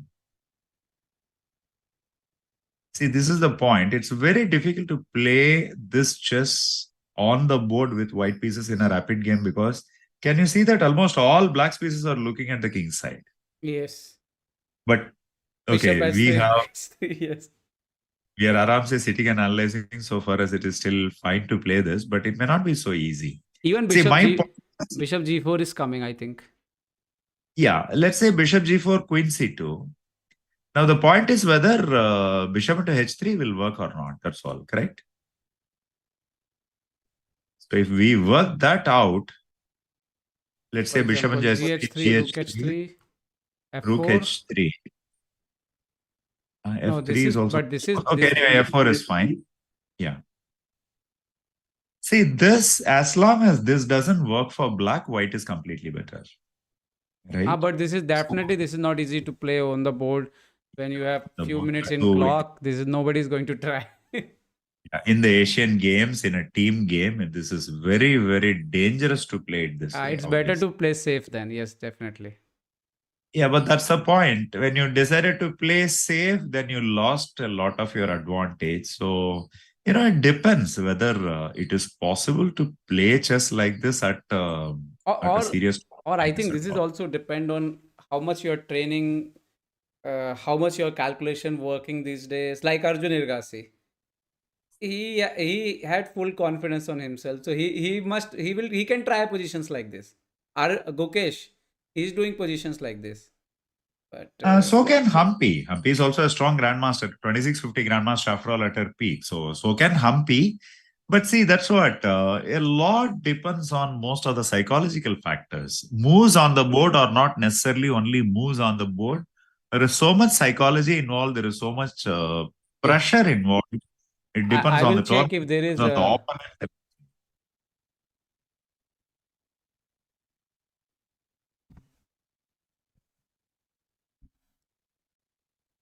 Yeah. So now we can go and check the pairings now. Okay, let me check if any pairing. Mm-hmm. Copa is only my source. So Gopakumar is one of the most prominent orbiters from India. He has been in the World Championship. He has been in World Cup. He has been in the Olympiad. So he is there right now at Asian Games also. I think we must show his photograph also. Some Indian orbiters are there. So I can Of show course. some photographs in his screen even. Of course. Yeah. And Okay, we have Gopa not Kumar had actually, he's there in pairings Asian or Games. not yet done. Maybe I can pick the pairings from the Leech's site where the games are telecast and tell our So viewers you at can see this least. photograph, two orbiters from India, two very experienced orbiters from India. Anantram sir and Gopa Kumar is there as orbiters in the Asian Games also. Thank you to So them also. Anantram is on the left-hand side. Ah, He is actually a retired chemistry professor from Tamil Nadu. So he has been an orbiter. He has been an organizer for about 40 years. I know him yes, yes. since my childhood. A very, very dedicated organizer who became an orbiter. And on the right, we have Gopakumar. Gopakumar, interesting. He was originally from the Air Force, Indian Air Force. So being a chess player, he slowly made his orbiter title, everything in chess, got trained extensively, and now he has a full-fledged career as a chess orbiter from India. Very Yes. interesting. And also the important thing is he's now continuously he's very important in the FIDE, this anti-cheating commission. He was the part of the world championship. He is the part of the Olympiad. He was the part in this World Cup. So I think he is in very top list in FIDE in anti-cheating commission. Correct. Viewers are asking us about the time control. For rapid chess, it is 25 minutes per game plus 10 seconds per each Increment. move. Yeah, increment. Are we taking a break, Niklesh? Yes, we will take break here and we will come back soon. And Yeah, whenever because we are pairing not will come, I getting the will discuss pairings with you. and positions updated anyway in the website. So anyway, we have to wait for it. Yeah. I was thinking something to take break with. Why not to give some positions to them? Solve. Okay. If you want to make life difficult for your viewers, please go ahead, do it. Do you have any position to give them? Okay, I have a very interesting question actually. Yeah, this is fun. I have two questions. So the first question I will start with. Of course, all of you are prohibited. Actually, the joke is even if you use your engines, you will not get the answer ready-made. Okay. Okay. So, will you allow me to share, or how shall we do this? You can send me in WhatsApp if any position is there. I will put. WhatsApp. Shall I give it in chat if you Yeah, don't give me mind? in chat. Give me in chat. Give me in That's chat. better. That's better. Yeah. So I'll just give you a JPEG. Okay, you can show it to our viewers. It's a trick question. Okay, Okay. Okay. it's a lot of fun as well. I had a lot of enjoyment giving it to somebody today morning and making them really, really think and get frustrated with life, not finding the answer. Just give me a second. It's coming.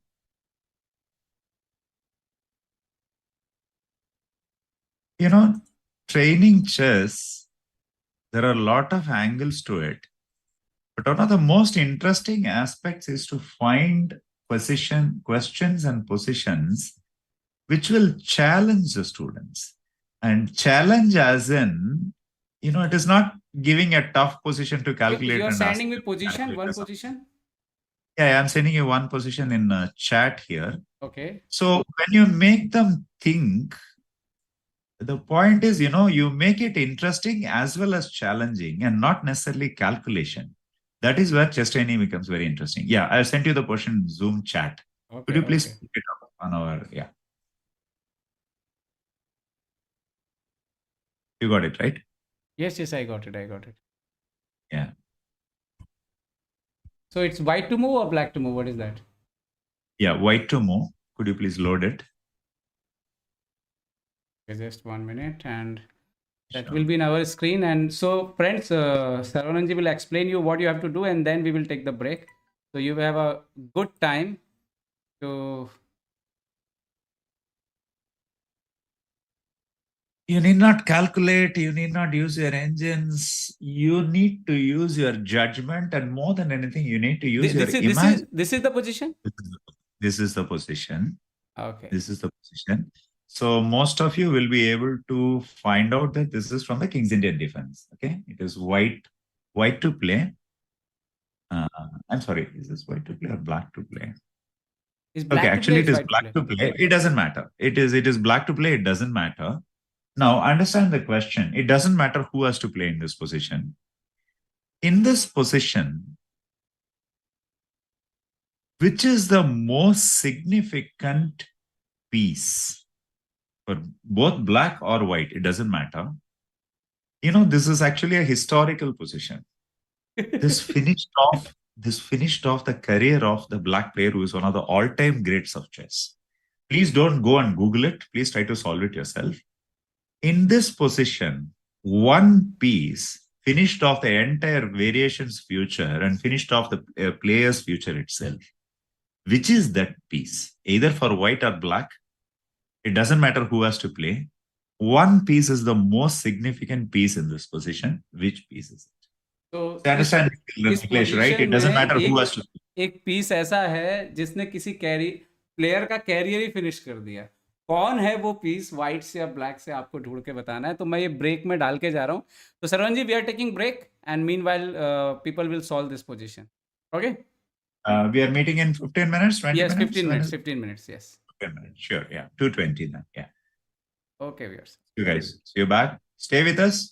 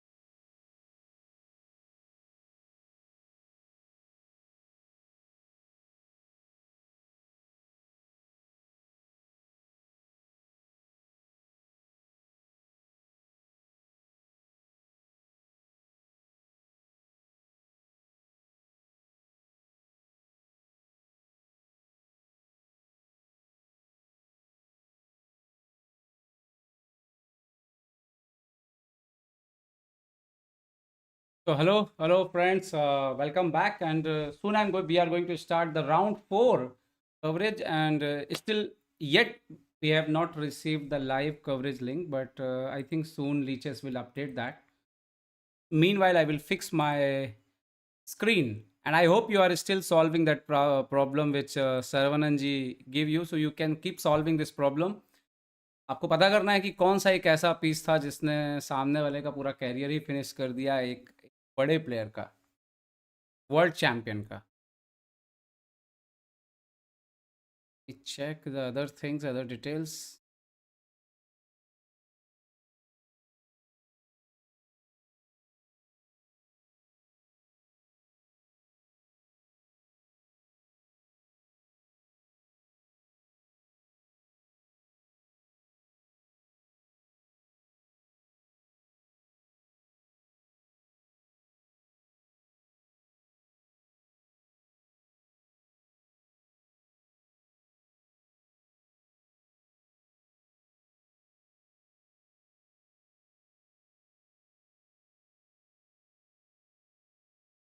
Okay, scoreboard is here now again, and this was the scoreboard. Now next will be updated soon. Niklesh. Hi. Just So the position, this is a famous game between Kasparov, Novograd, 1997. okay. Kasparov was basically a King's Indian Jain. Okay. Just 1 minute. I think your mic need to still off. Okay, now you can speak. Thank you. Sorry, I put Okay, on. so Okay. good afternoon all. So this is a famous game between Kasparov and Kramnik. Kramnik is white. Kramnik, Kasparov, Novograd, 1996. Kasparov made basically a living out of the King's Indian in his youth and teenage and youth. So Kramnik invented a new system in the bayonet attack of the King's Indian defense where the rook on a3 played a very, very significant role in the whole game. You know, the rook on a3 is such a strong piece that it controls the third rank completely. The rook on a3's role is not to attack on the queen side. It is to defend on the king side with onslaughts like h5, g5 and all that. So in all those moves, after white jumps with a knight from c3 to b5, the rook on a3 is such a powerful piece that black had absolutely no chance in this game or the future games to attack on the king side at all. So, you know, this invention of a4, rook a3 and knight b5 effectively killed the system, killed Kasparov's chances of playing against Kramnik in the World Championship. He instead went for the Grunfeld defense. So the most significant piece in the history of chess in King's Indian is Rook A3 because it allowed Kramnik to shut down Kasparov's King's Indian. That's the great story behind this position. Now you can do Google and find out this game and check what happened exactly. And this is amazing that how one piece can change the whole game and even the career. Kramnik, Kasparov, Novograd, 1997. Okay, so this is Sindarov versus Abdusattarov in the next round in the open section. Uzbekistan Great. versus Uzbekistan. And Wei versus Nogorbek. Tabatabai versus Arjun Erigaisi. This is going to be a very, very crucial round. Amin Tabatabai versus Arjun Erigaisi. And then Vidit is going to play against, I think, Ton Min Lei.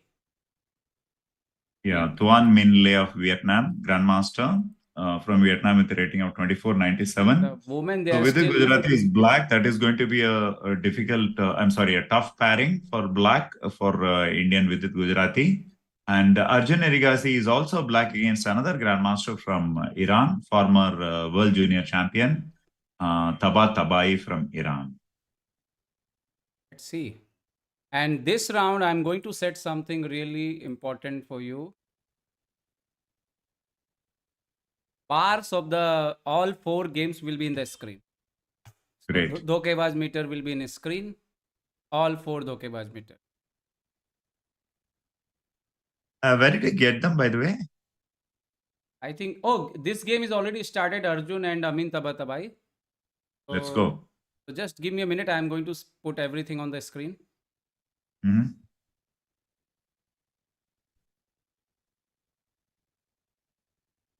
So Arjun is doing his favorite thing again, going for an original setup.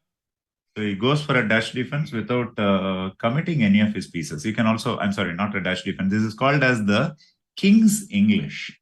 C4, E5 is known as the King's English. So black is going for an unusual setup. Generally, black will commit NC6 first or knight f6 first. So here he is going for C4, E5, and then F5 also, and D6 also.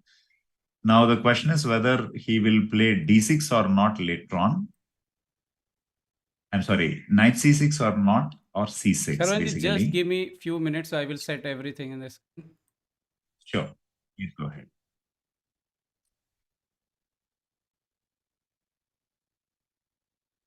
Will able to watch. And let me see if the women's section already started. Yes, women's section is already started. So here I will set the match of the Harika and Humpy. Humpy is the Humpy is board number 1. Huifan versus this. So this game, this round is going to be a super interesting. Let me add this there also, their board also. I think this game we should focus today, Niklesh. Humpy and yes, and Huifan, because this is going to be really and whenever we get chance, we can go for this Arjun and Tabatabai. Yeah, sure. Yeah. So let us make these two games the focus. Of course, we will check with Vidit and Harika also, but we would simply love to see this game in depth. Koneru Humpy versus Huifan, two of the greatest women chess players ever in the history of chess.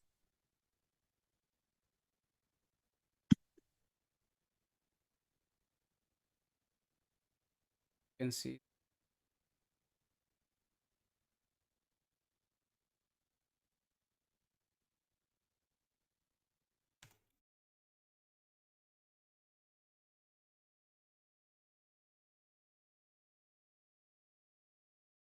So now, viewers, you are able to see what you are demanding from long time from me. Finally, again, all ChessBase India team helped me to do this. Now all bar will be in the screen. So we'll able to see the players bar. Even we are not in the game, but you will able to see the what is happening there. Okay. Fantastic. So Rakshit Singh tells us that he developed this for ChessBase India. It pulls game data from leeches and converts it into evaluation. Yes, this So is developed well by done. this is developed by Rakshit Singh. Yes. Very well done, Rakshit Singh. Excellent tool for just to keep track of what is happening in all these 4 games. Wonderful. Okay, so now we will discuss this position. Humpy is white. This is good news. Humpy got the white color. This is the good news. So d4, knight f6, knight f3, d5, c4, e6, knight c3, h6, e3, knight b d7. This is just H6 is one of those modern treatments, asking that, yes, I can hope to waste a move in the opening. How will you take advantage of it?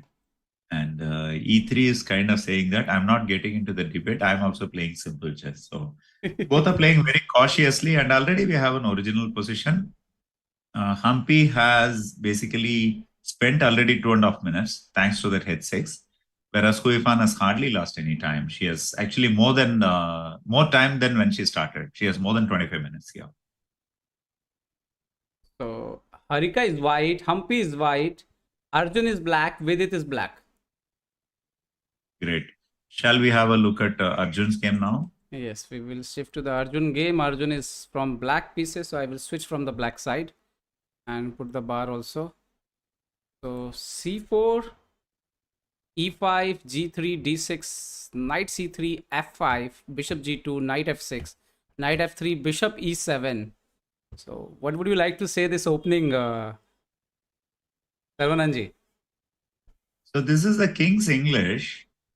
Most significant point of this position is, see, one, black did not develop the bishop on g7. Generally in King's English, the black bishop is developed on g7, okay? The second is black is not committing c6 as well as knight c6, which means that, okay, white will play a4, b4, b5 and all that. But after that, what? That is the question. That is one. Second is, this is the reversed position of a Sicilian Grand Prix attack. Okay. So typically when white goes knight d5, black has the choice of going bishop d8 here. This is supposed to be an inferior system with the white pieces in Grand Prix, but the difference is that the black knight is not developed on c6. So once again, it doesn't matter whether it is sound or not. White has to react correctly in rapid chess. Once again, see Niklesh, very, very clever piece of preparation by Arjun Erigaisi in speed chess. They are very good. I think in this we have to say the Srinath is very helpful with these all youngsters and helping them a lot in preparation, I hope. That's true. Srinath is also there, present in China. Yes, I saw the coach of the Indian. Yeah, coach of the Indian men's team he is. So Indian women team coach is Abhijit Kunte and Indian men's team coach is Srinath. Srinath is also the personal trainer of Arjun Erigaisi. Earlier, he used to be the trainer of Nihal Sarin also, Srinath Narayanan. I think there are some names we can say like R.B. Ramesh, Srinath. They did a very amazing job to bring out so many youngsters in India. Now they are in top mostly. Okay, so a4 and bishop e6. So according to you, this b8 knight will come out in the game in perfect time. See, that's what. This is basically a game of hide and seek. Black still has a choice to play knight c6 and knight d8. Or he has the choice to play knight d7 also. Or he has a choice to just keep the pawn on c6 and just wait also. See, meanwhile, now black will start playing g5 and f4 in this position with black on the king side. So, what is white going to do on the queen side will be $1 million question here. Okay, I hope, I think voice was mixing little bit, but I think I solved it. Can you let us know, everyone, that voice is clear? Voice is fine? Yeah. So is everything clear now from what I'm speaking is audible for everyone? Can you please clarify chat? I hope all is fine now.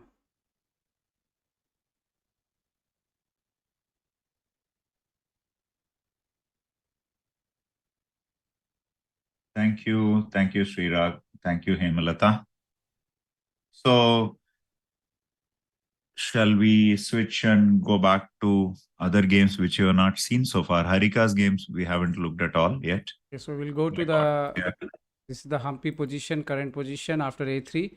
Huifan played a6, and now we'll go to Harika position. She's playing against Nilufar, and this is the current position. Again, Dhokebaz meter is saying black is better, but it's not so easy. What do you think, Saravanan ji? When I saw the position, I thought white is better, but Bar is saying black is better. Once again, the computer may think that white's queen side is not yet developed, the knight on b1 and rook on a3. But the human eyes know that the doubled isolated pawns on c6 and c5 were very important here. So, what can I say? Human eye says white is fine. Computer says black is fine. Very funny thing. I'm not getting the pairing of the rapid individual women on the individual website. No, their pairing is not there. I just received from Gopa, so I will show you actually. I will forward you also. Sure. No issues. So basically, Humpy's game is quiet. One thing which worries me is that, Harika's game, one thing which worries me is that white doesn't have any defenders on the king side easily. So as we are talking, black has gone queen h5 already. This is... Yes, this is already queen h5. Yeah. Queen h5, knight g4 now. So I'm expecting white to play f3, which is probably the only And if move they play here. knight d2, knight f3? No. Oh, knight queen e2 is coming. Okay. E2 is going, as well as e3 is also being attacked. So f3, I think, is the only move here. Okay. I think this is the reason why computer. F3 is a blunder. Double attack. Queen e5. Sure. Shoot, Queen e5 is coming. So which means if f3 is not playable, white is in some trouble here. What can white play in this position? Is she forced to give up the e2 pawn? Looks like. And then recover the after the c pawn and something. Or she has to play knight c3, knight g4, h4, which looks extremely ugly. Maybe knight d2, because if she play knight g4, you can go knight f3. But knight No, d2, if knight she d2, go queen queen e2, e2. Queen e2, exactly. you can go knight Maybe e4. she's supposed to sacrifice this pawn. Maybe she's supposed to play knight d2, queen e2, knight e4 or something. Yes, yes.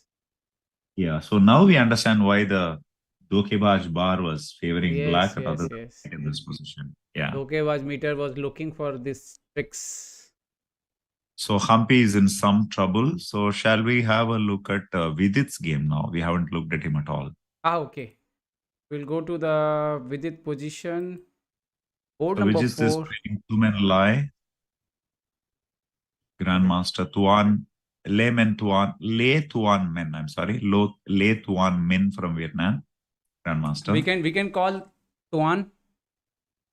Okay, let's settle on Tuan. So G4, the eighth move G4, definitely it's preparation.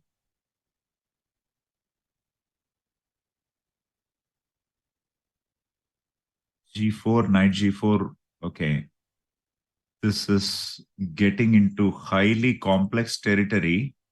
One encouraging thing is that Vidit is playing reasonably fast. He has 21 minutes on his clock against Tuan's 24 minutes. Obviously, White has come well prepared for this position. And he definitely has compensation. This is going to be a very, very interesting clash today. Point is Vidit games is fully changed. Means every time we are watching Vidit games are very interesting. So many things are happening, unpredictable positions. And earlier, if you go Vidit game solid, slowly will improve. So right now, I think the Vidit games are fully changed. Yeah, yesterday I was explaining, Vidit had this conversation with chess.com CEO Daniel Wrench a few months ago on a live relay, and he said that this is Vidit 2.0. So Vidit is expanding his chess, he is expanding his horizon. So he is trying to play aggressive consciously. So that shows on the board also. He plays much more freely, much more tactically than, let us say, compared to a year ago or 2 years ago. That's a fantastic thing, Someone self-motivated does a change to himself and does it with all boldness, moving towards the top of the chess. So top of the chess run. So very interesting. I'm very impressed with its efforts here.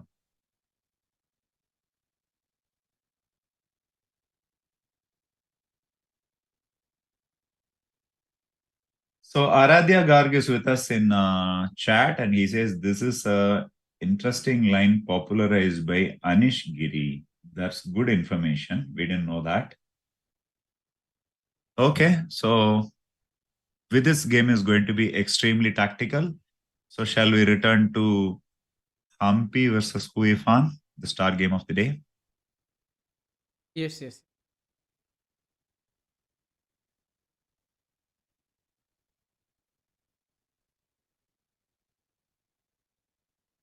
Things are developing very, very quiet in Humpy's game. I'm sure that both of them are very cautious today.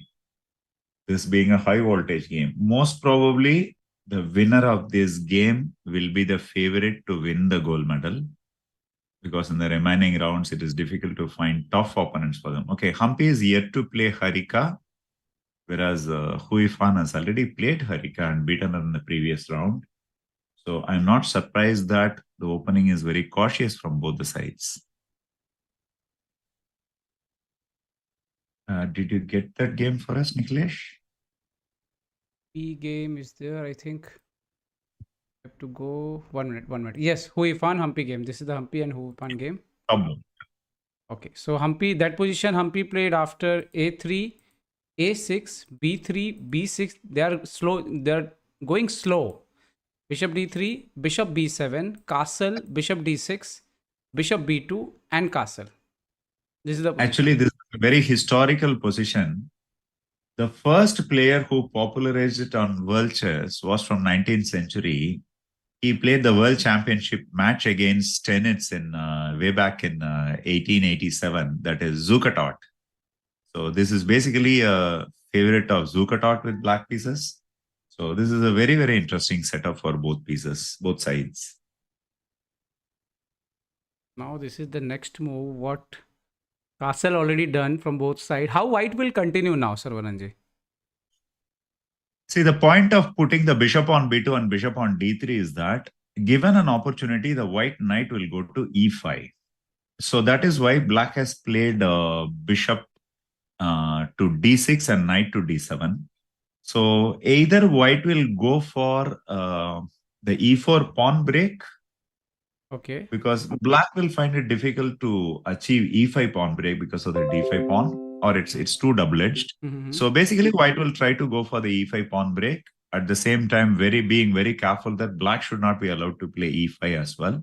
Okay. This is a classic fight for the central squares. So this is going to be a very long game and a very strategic game. So maybe rook e1, rook e8 we are going to see? Yeah, probably, or even queen c2 or queen e2 as well. It's very difficult to predict moves here because definitely both players would have prepared this. A little worrying factor is that Humpy is taking too much of time. She's already about 6 minutes. Yes, delay. Yes, 7 minutes. 7 minutes below than Huifan on the clock, which means that she is on her own, whereas probably Huifan has come well prepared for this game.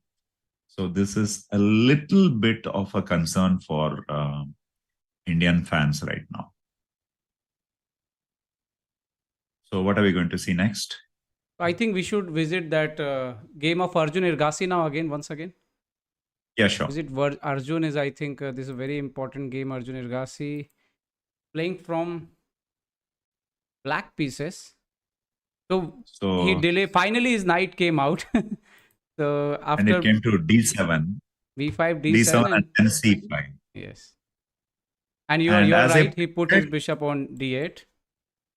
But only the worry is why the black queen went to c8. I'm not very sure. So shall we trace back the moves and see what happened? Because earlier he played queen e8, right? Yes. So I don't know why he played queen c8 subsequently. Okay, the current position is almost fine for black. Maybe a slightly better for white.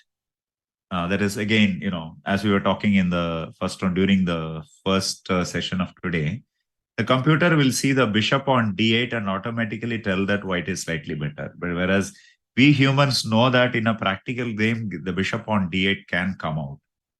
By the way, to chat, this is very interesting information. There is a certain terminology for such moves. Bishop from e7 going to d8 so that it can come to a5. The knight on, let us say, f6 going to e8 so that it can come to d6. There is a terminology for these kind of moves, and it was coined by the very first world champion of chess, Willem Stennis. Does anyone know what is the name of such strategies? A piece going back to the first rank to come back in another direction with more energy. Anyone know that? Snake piece, good try, Aradhya, but no, that's creative, not exactly correct. Anyway, well done. Snake piece, I like that. Snake Anyone piece. else? Zugzwang is different. Okay, Harshvi, maneuver is of course a common term for all that, but for this typical term of going pieces, minor pieces going to the first rank and then coming back. Mooring, I have never heard of that. Rerouting, yes, it's a common term. Bouncing piece, Shak, you are coming a little close. Try better. Jalebi spin. That's the best creative answer of the day by general knowledge. General knowledge, you're really knowledge. Jalebi spin. Jalebi spin, I like that. Okay, this is called as coiled spring strategy. Willem Steinitz coined it as coiled spring strategy. Some piece, a minor piece, going back to the first rank and coming out with more energy. He coined this as coiled spring strategy. Very interesting. Okay, as we are talking, C6 has been played by Arjun. Was it C6 or no? It has been just on my screen. I don't know. Arjun played here. No, it's only F4 is the last move. Knight C5, Mhm. F4 is the last move. No, Arjun didn't play C6 right now. Oh, okay. So let us see what is happening. F4 is kind of being prophylactic. White doesn't want black to play F4 and attack on the king side. So he plays F4 himself. That is one. Second is F4 restricts the F5 pawn. So in turn, makes the bishop on E6 not very effective. So F4 is typical maneuver in such positions. Both in English opening with white piece, as well as if you are black in a close Sicilian, F4 or F5 is a very effective maneuver. But of course, the position is extremely complicated because any position where the center is not determined, if, for example, here if you black plays C6 followed by D5 or something, it can take a completely different color. I mean, at a later stage. If black takes E cross F4, that's a different color. So any position where the center is not yet determined is going to be very complex. This game will be decided in the next few moves.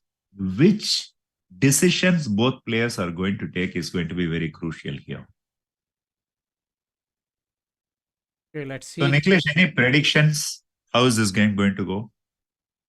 I think I'm looking for if Arjun will play C6, Mm-hmm. and I think C6. Amin has to exchange on F6. No, C6, knight into F6, bishop F6, PC6, PC6. But the point is, What about BC6, BC6, knight B4? Because when I take knight into F6, you allow the coin strategy to take effect and the okay, bishop if I comes play to. C6, take no BC6, Actually, BC6. Niklesh, that may be a double attack. If you play BC6, BC6, knight B4, I'm attacking E5 pawn as well as the C6 pawn. Okay. So So, here, okay. so instead of C6, BC6, BC6, BC6, now knight B4. knight B4. Okay. Attacking C6 as well as attacking E5. How's that?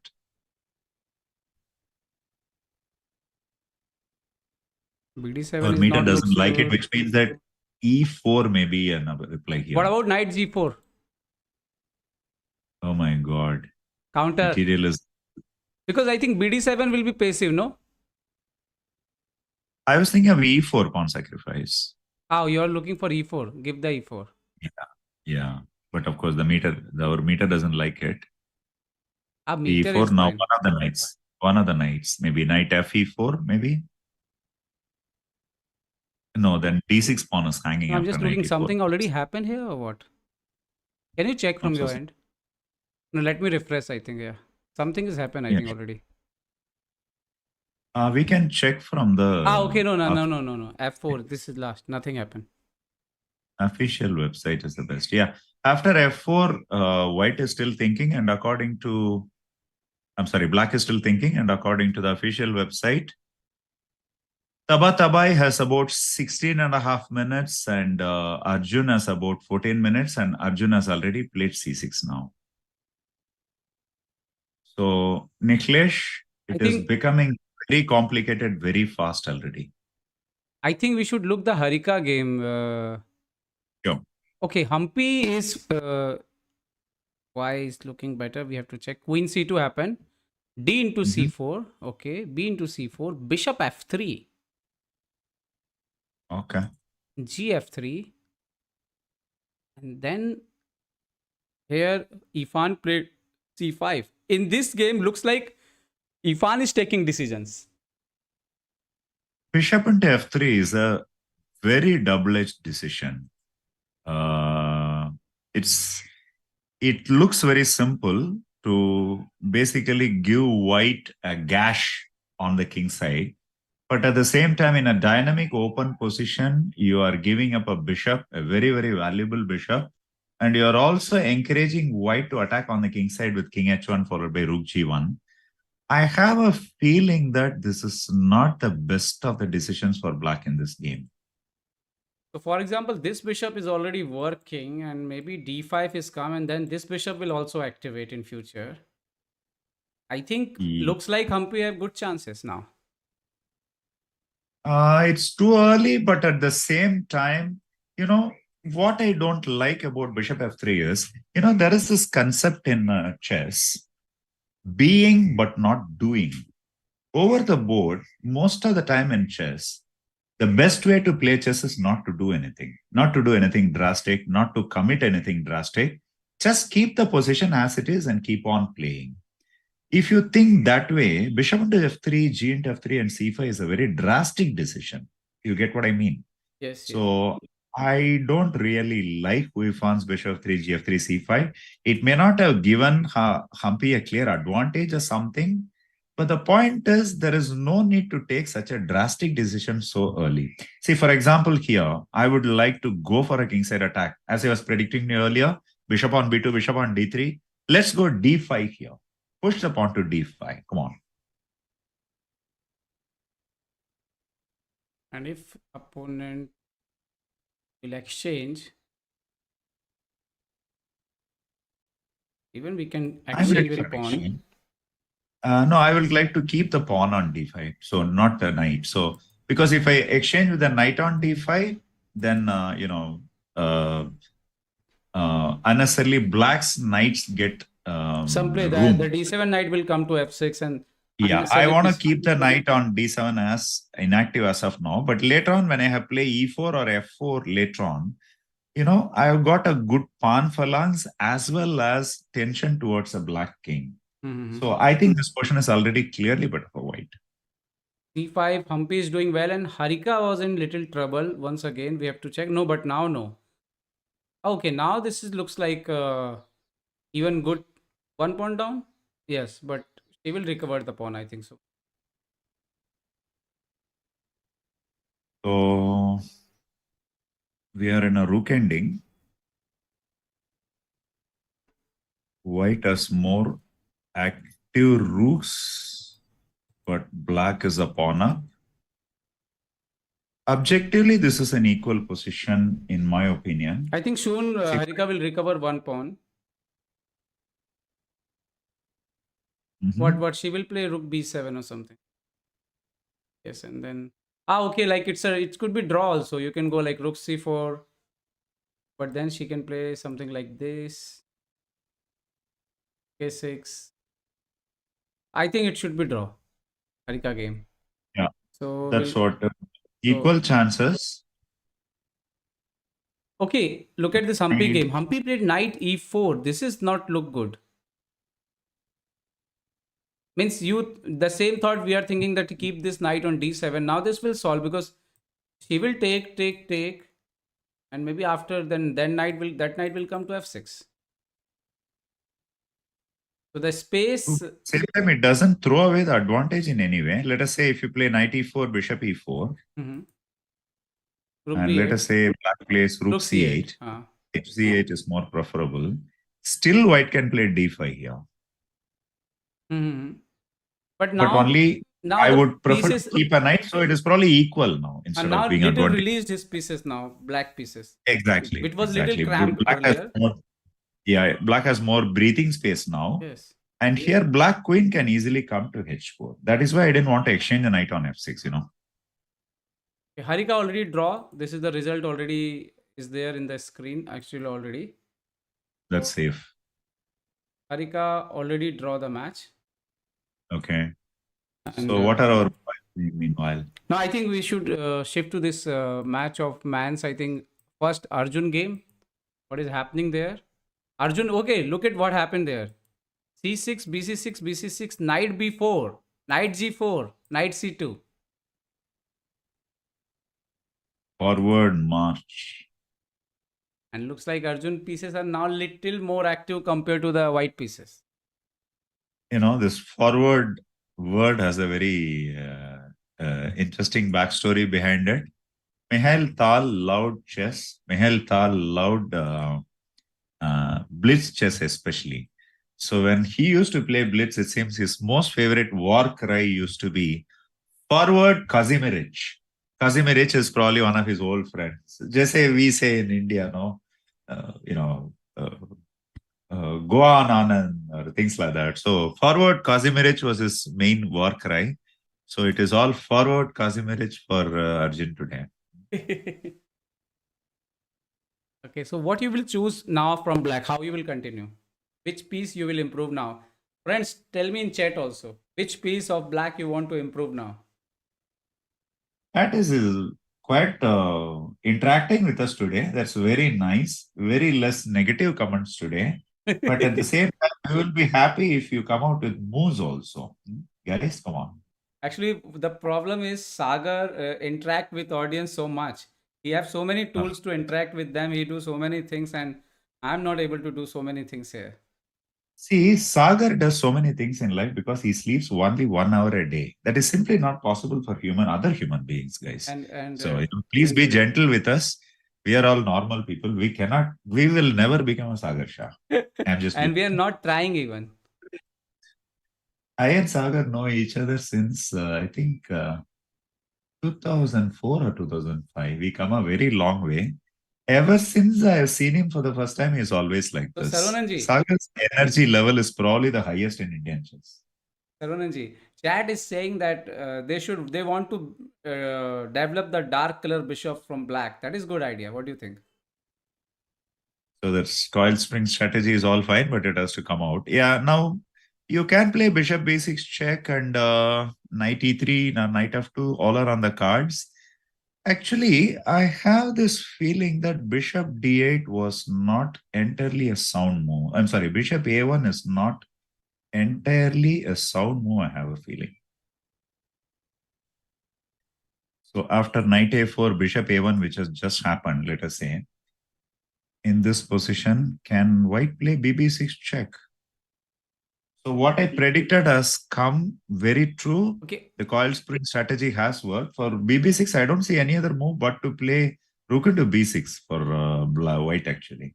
White has to give up his Arjun exchange. exchange pawn on e4, f4. Uh, ef4 did he play? Yes, he played ef4.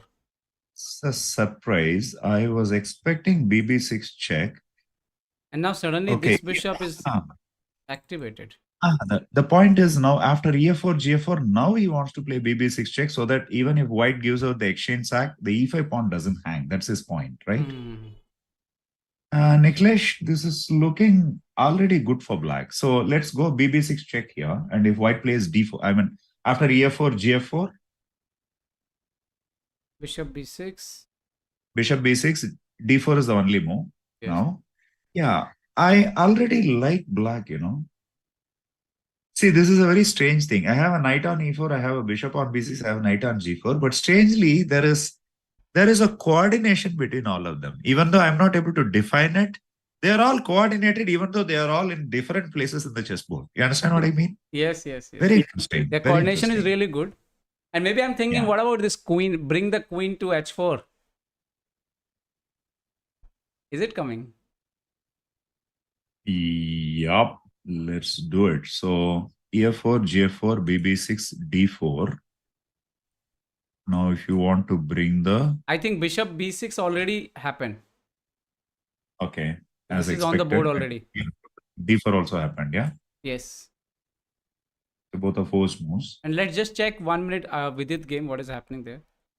Sure. So here, castle, knight b6, king b1, f6. Vidit played f6. And I think it's good.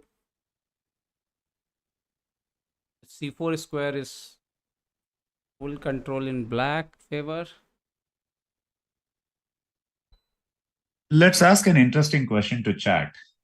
There is a bishop on g2, there is a bishop on b7. Okay. Try to evaluate it in computer terms. See, for example, if you feel that bishop on g2 is completely better, then you should say +1. If you see that it's an equal portion, you should say 0.00. So chat, how will you evaluate the relative evaluation of bishop on g2 and bishop on b7? This is a very interesting theory in chess.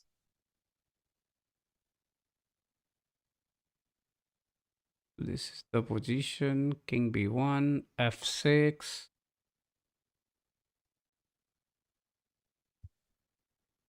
+1, we have one reply.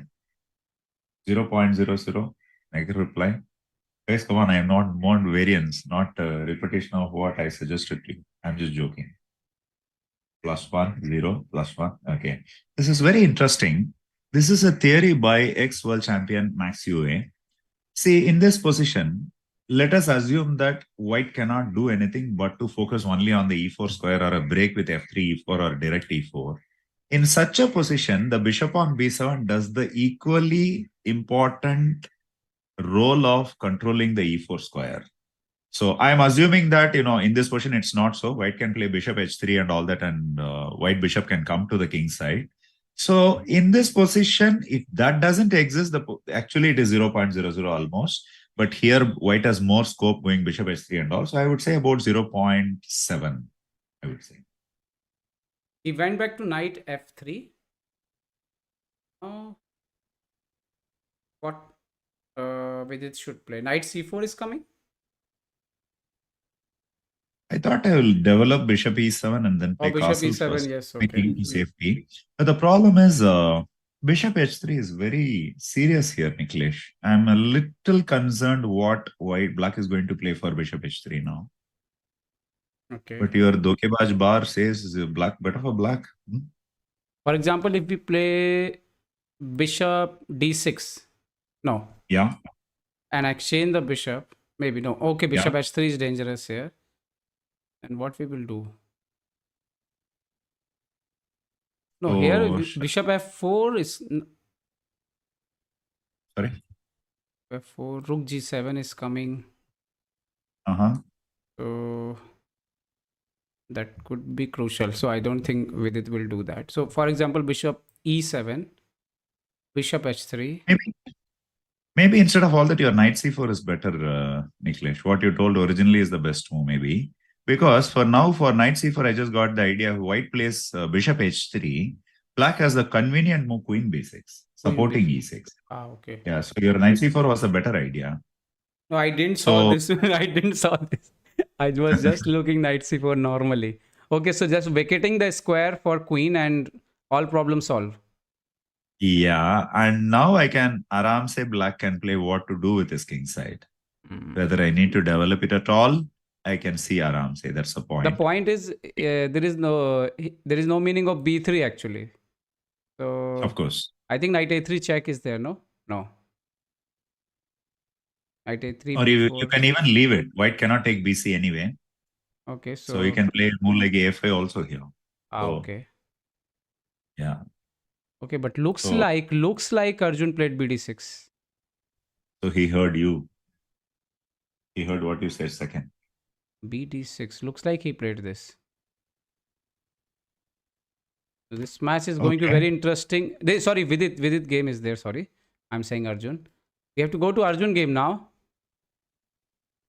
Bishop b6 check. This was the last move, and still Amin is thinking, and now Arjun is ahead on time now, more than 2.5 minutes. Yeah, that's really good news for India. Arjun has 10 minutes on the clock, whereas Tabatabai has only 7.5 minutes. Okay, it's early days, but still any time advantage in rapid chess is good news.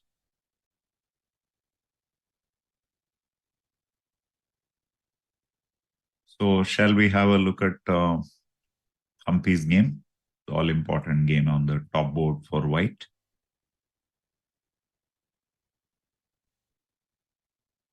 Okay, 1 minute. Yeah. Game board number 1, Koneru Humpy, and this is the position. And right now, Bar is saying that Humpy in the bad situation. What happened exactly? Humpy played here f4. This is really Hmm. weird actually. F4. What is the idea of f4? So you want to do f5? He wanted to, I And think. no, I'm thinking something is wrong. Why? Okay, she's played here. Okay, because of bishop is hanging. But what about e5?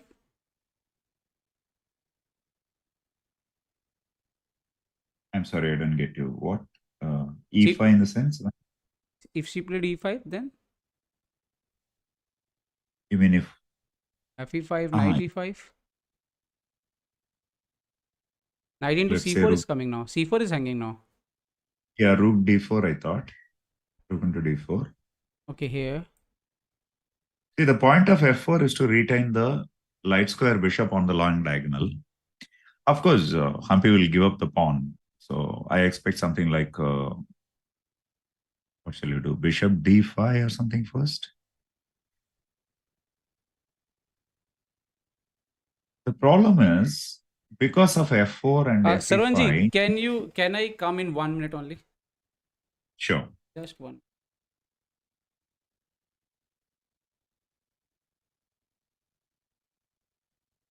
So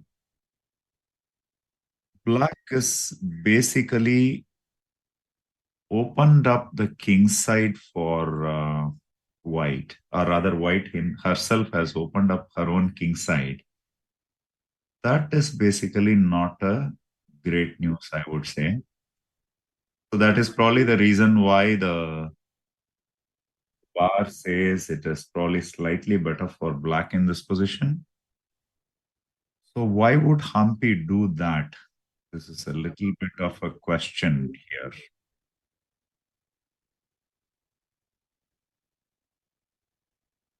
So after c5, what has happened so far in this position?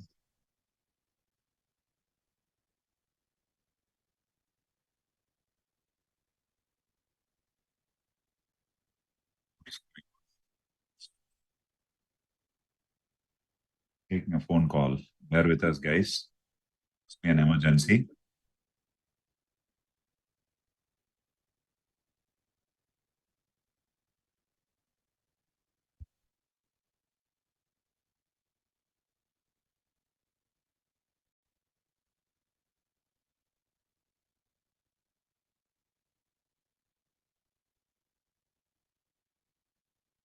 So we have a suggestion online that white can play king h1 in this position. Yeah, king h1, knight c4. I was not entirely happy with what white is going to do. But king h1 is a good, cautious move here because after king h1, you also stop black's idea on g5. Yeah, basically, king h1 may be a good choice here. Suggesting rook d.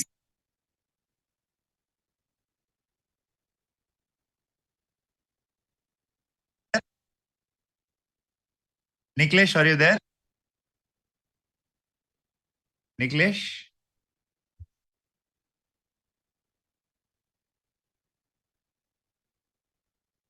Oh, it's okay. ChessBase India sent me some parcel. And that person is not able to find me from 1.5 hours. So he's calling me, calling me, calling me. So I thought, okay. And so, okay. Interesting. Okay. Sorry. Okay. So this position is, right now, this position is this actually. She played here after rook d1. She didn't play d5. She played bishop c5, bishop into d4, bishop into d4, rook into d4. So Okay. compared to that position, this position is fine because this knight is didn't develop, and c4 is now not in critical position. Okay. Means Interesting. if we think e5 here, the position we are discussing here, knight is developed. So black Oh, looks better and attacking in c4, but this position, knight is still on d7, even it's pinned, and this is fine. Means at least not bad position. Interesting. Okay, 1 minute here. Okay, Arjun and Vidit both are in plus position, so I think we should switch there and look at the Arjun position. What is happening here is after Mhm. after what we are calculating, bishop b6. Oh, okay, he sacrificed the rook. So knight b6, h3. So knight f6. Now knight d4. So Arjun played bishop d7, king h2, king h7, and e4. Amin played e4. So what do you think about this Was position? got very sharp, very fast. Exchange sack, white's exchange sack is honestly, I don't know how good it is because it's almost as if, black is not missing any of his pieces as of now. And white doesn't have any great attack as such on the king's side. So I would say that Arjun is having a clearly better position here. And he is ahead on time also. On the clock, he's like 3 minutes ahead on the clock. So, yeah, this looks like it is going to be a good result for India. I think okay, Arjun rook is also now a2 square, marching ahead. Yeah. What word you are using from Tal? What was that? Forward Kazimierz. Forward? Kazimierz. Kazimierz. Kazimierz. I mean, Kazimierz. Okay. Russian name, basically. Yeah. Okay. Forward Kazimierz. Yeah. Yeah, it is going to be forward Kazimierz for Arjun today. This game, I definitely. think our chat is also learned one new word today. Forward Kazimierz. Our chat has learned a lot of things today. Our chat Okay, has learned. chat. You can write this if you understand clearly because my pronunciation is definitely really bad. So you can even write if you understand what Mr. Saravanan is saying is forward Kazimierz.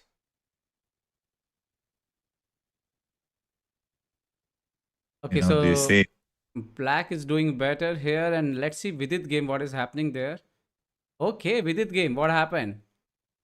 After bd6, bishop h3, g6, queen came to e6, so bishop f4, queen e7, rook c1, knight c4, b3, and Vidit replied knight d6.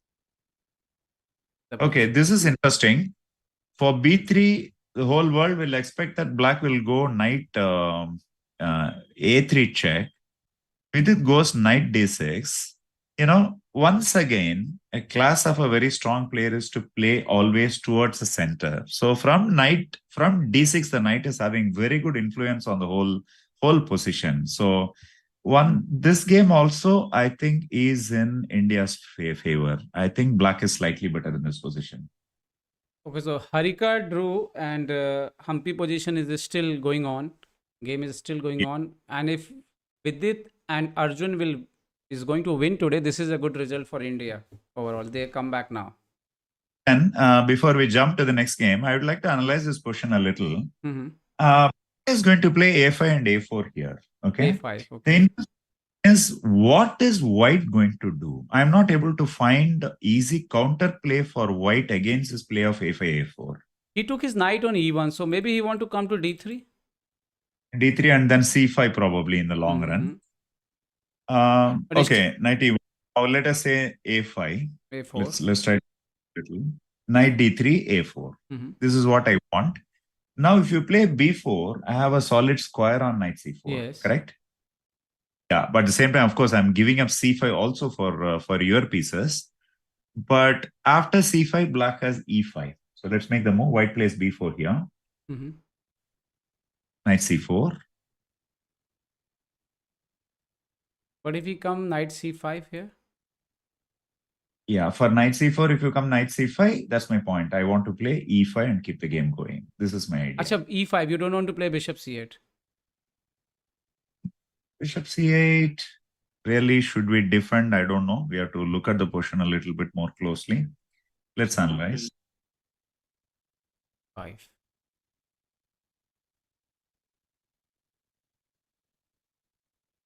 But if we take, for example, Yeah. take, he can't do this. Queen into b4 is coming. So okay. So this is the point. Okay, he can't take knight into b7 because the queen b4 checkmate is there. Yeah. So See, the point is, the question here is whose knight is better? The knight on c4 is better or knight on c5 is better? So I have a feeling that it is black who is pressing in this position, not white. okay. But Because only thing he should be careful is now he has opened up the center. So black has to be careful here. For example, instead of e5, f5 also could have been considered in the previous move. But all said and done, I think it is Vidit who is calling the shots today. What do you think, Niklesh? I think Vidit is enjoying this change in his games, and he's enjoying. I think knight e1. I think maybe he's going to play a5 here. And what about if white do castle here, or black should not do? What do you think? What is your call? You want to keep king in the center? Actually, now it's okay. I think black can castle now because there is no danger for black on the king side anymore, like earlier it could have been. So I think now black can castle, and overall, I think black has a comfortable advantage. Because my idea is to just bring this rook also in the attack, part of the attack, Yeah. like, because it's doing nothing. So let's see what happened, and again we'll check the Arjun game. And after what happened after rook a2, e5. Okay, his bishop is better than d into e5, f into e5, and here Arjun didn't move his knight. Okay, he pinned the pawn. Okay. Knight into f5, and Arjun played rook a8. He didn't take bishop into f5. Did say, okay, this is really interesting. Can we go a little slow? I didn't get the previous move. So for rook a2, we saw up to rook a2, I believe, correct? Okay, here he played bishop d4 and Arjun already played c5. He's offering his exchange back.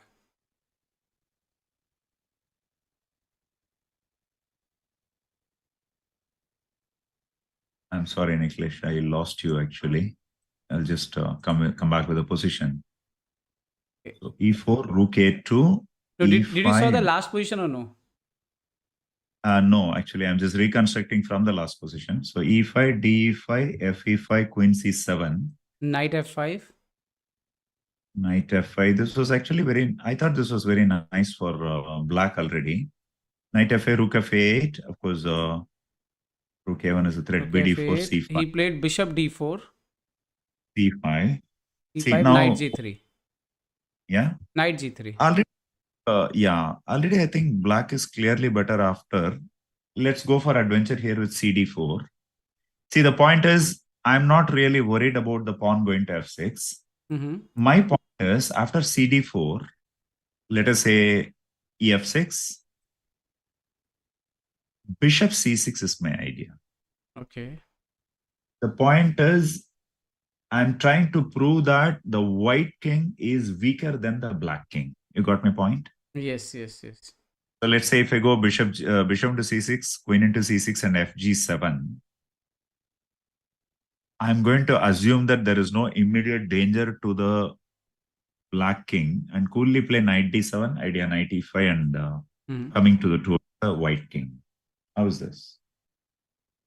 I think you're correct. I think black is fine now.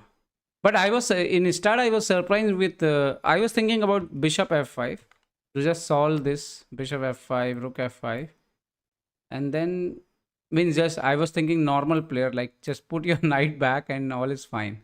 But yes, Vidit played like high class chess, and this is the position right now. Hey, Arjun.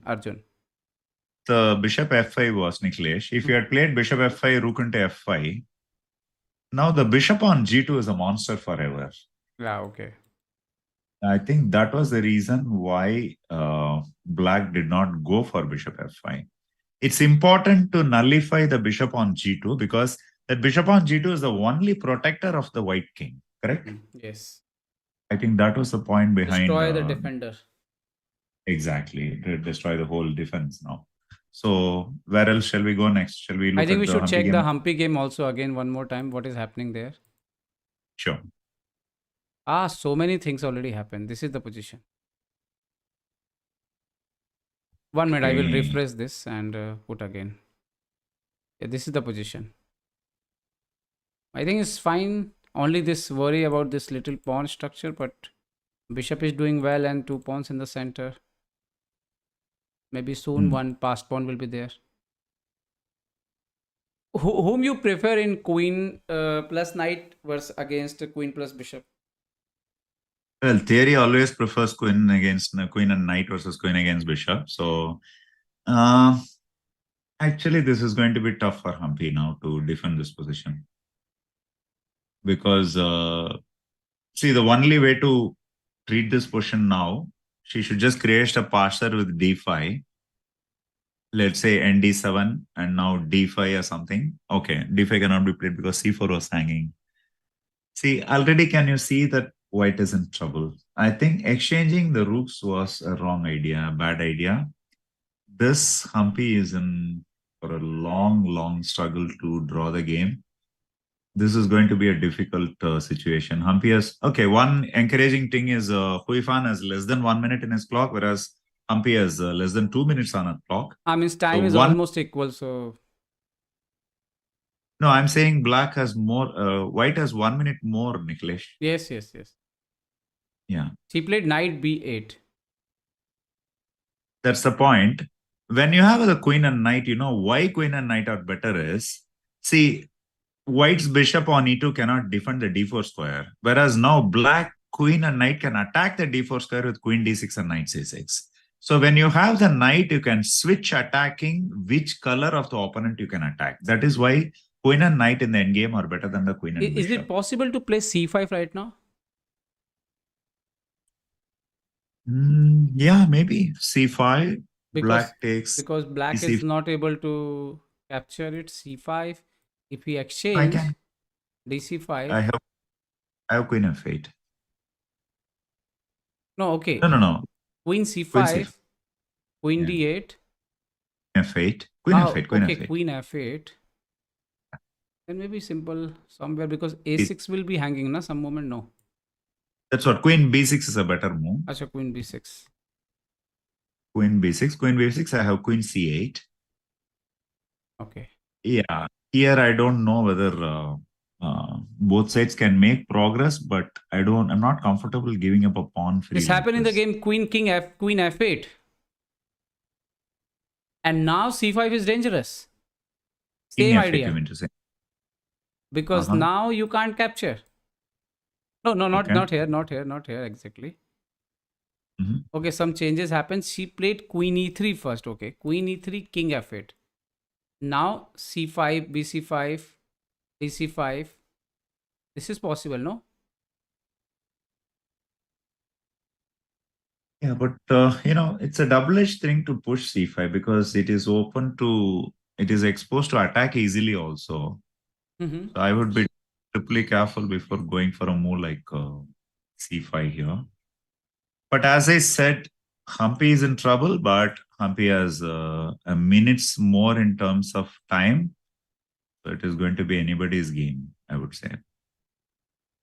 Okay, game is in g6. 1 minute. Uh-huh. This is the problem sometimes happen. If we do analysis, the so many changes happen suddenly. And board didn't move automatically. Okay, Humpy now is 33 seconds.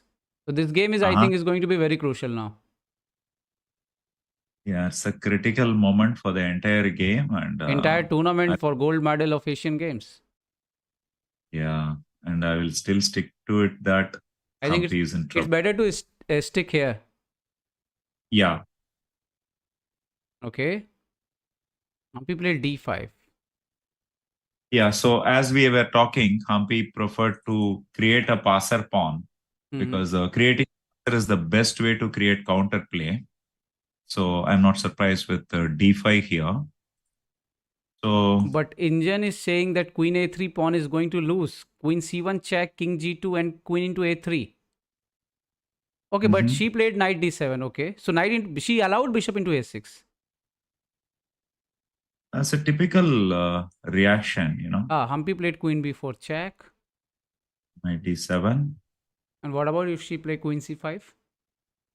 Bishop a6.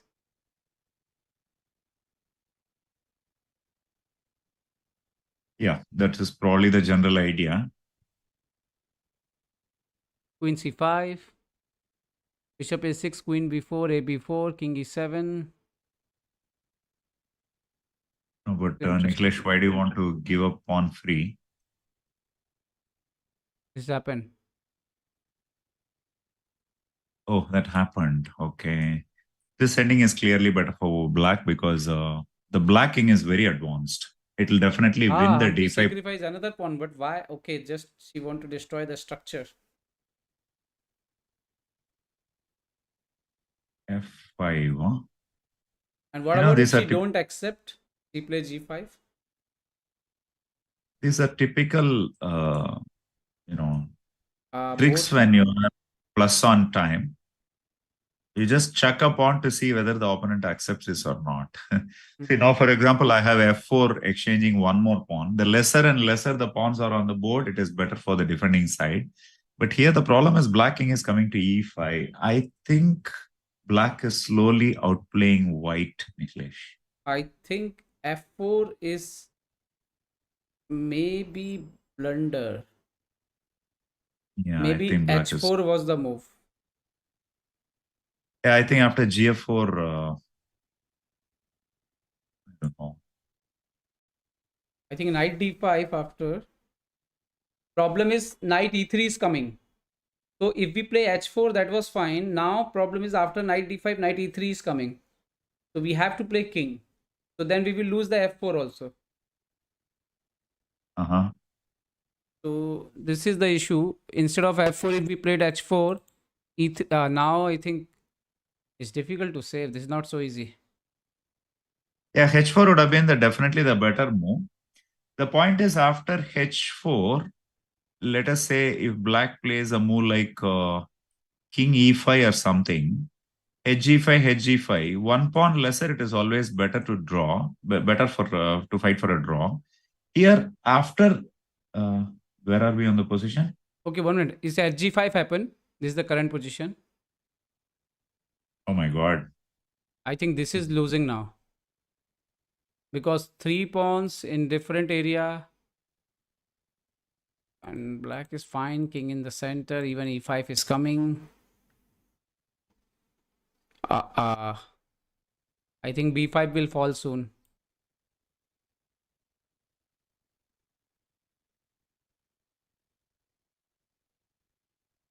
So Hu Ifan once again in an important game, she's beating Koneru Humpy. What do you think, Sarvananji? That do you think Humpy also have one psychological factor against Hu Ifan? I don't think so. At that level, the top of the poll, people don't have really psychological issues. No, but See, definitely, she lost definitely.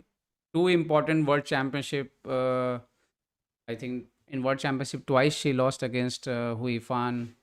When she was in her peak, everyone expecting that she will win the world championship. I understand, but at the same time, uh, let us say at that level, at the top of the table in the world rankings, they are much better in taking care of such psychological issues. But yeah, there is no doubt you are playing against a very important rival in an important tournament, an important game. The mind is definitely going to play tricks. But I don't think that was the reason for this loss. I think basically, in the middle game, Humpy did not play her cards well. That's what I would Okay, say. just check the game. Some people are saying what is happening is Arjun game. What is happening here? Is a So let's from Humpy's game because I think it is lost. yes, I think Humpy game is lost. 1 minute. What happened? Amin Taba Tabai game. Okay, Arjun give back the exchange. Now he's only pawn up. Okay, But let's have a time look. can play a crucial role. And someone was saying that Vidit is not losing, man. Vidit is winning. Vivek Kumar, think proper, man. Vidit is winning.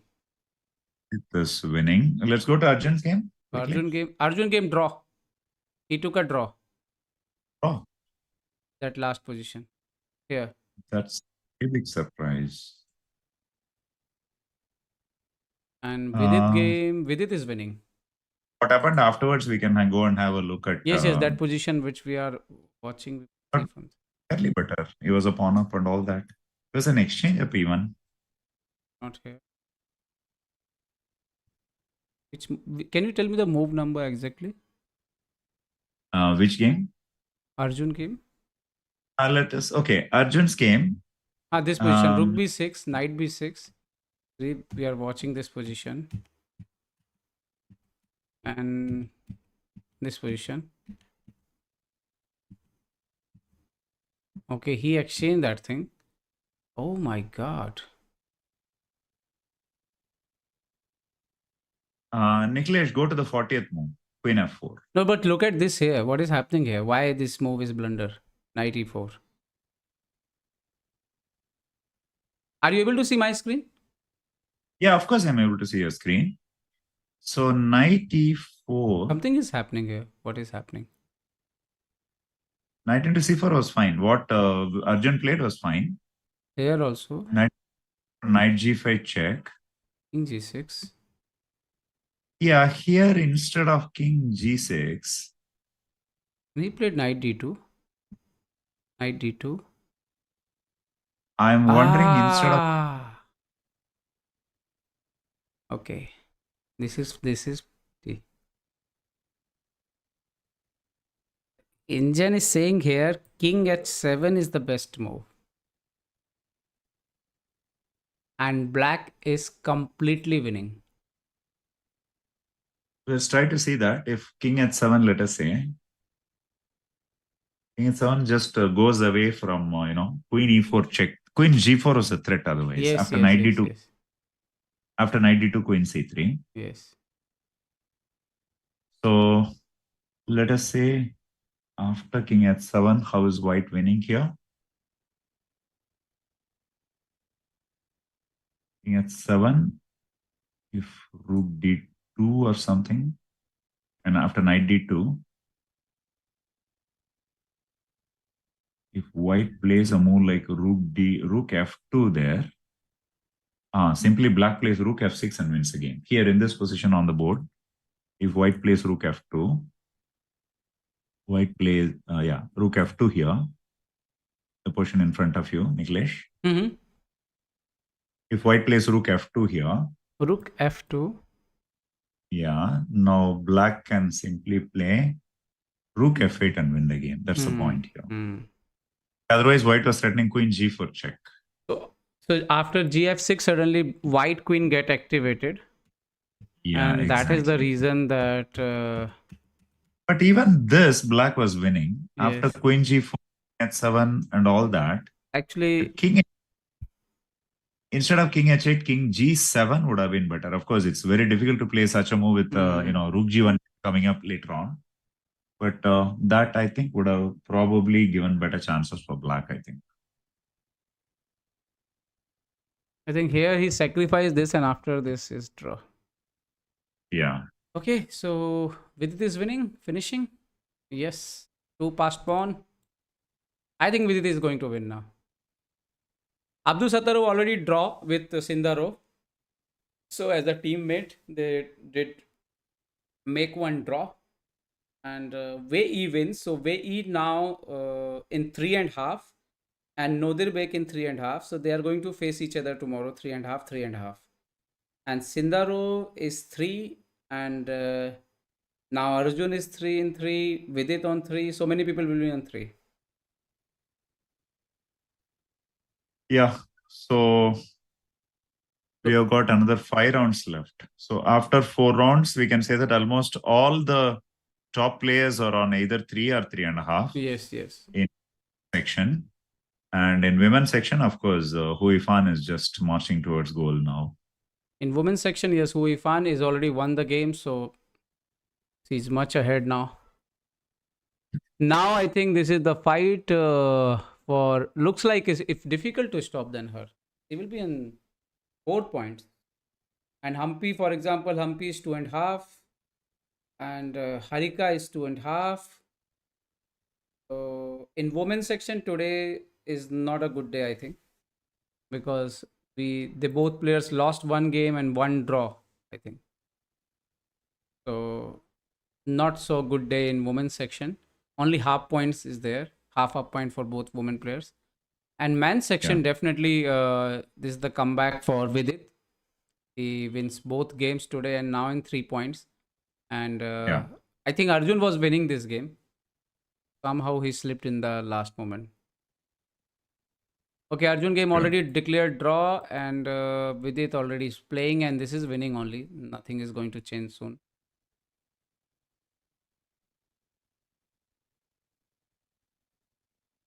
Vidit is clearly winning.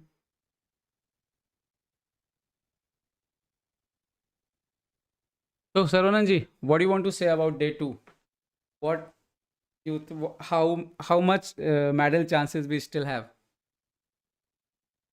Okay, the open section, the medals will be decided only in the coming rounds because the top players are yet to meet each other, all of them with each other. So there are very interesting clashes going to come up in the next 2 games. Tomorrow, I believe there are 3 games. So tomorrow will be tomorrow will be a very crucial day. Whereas women, it looks like the gold medal is almost settled in favor of Hui Fan. So the fight will be for the Silver and yes. Yeah.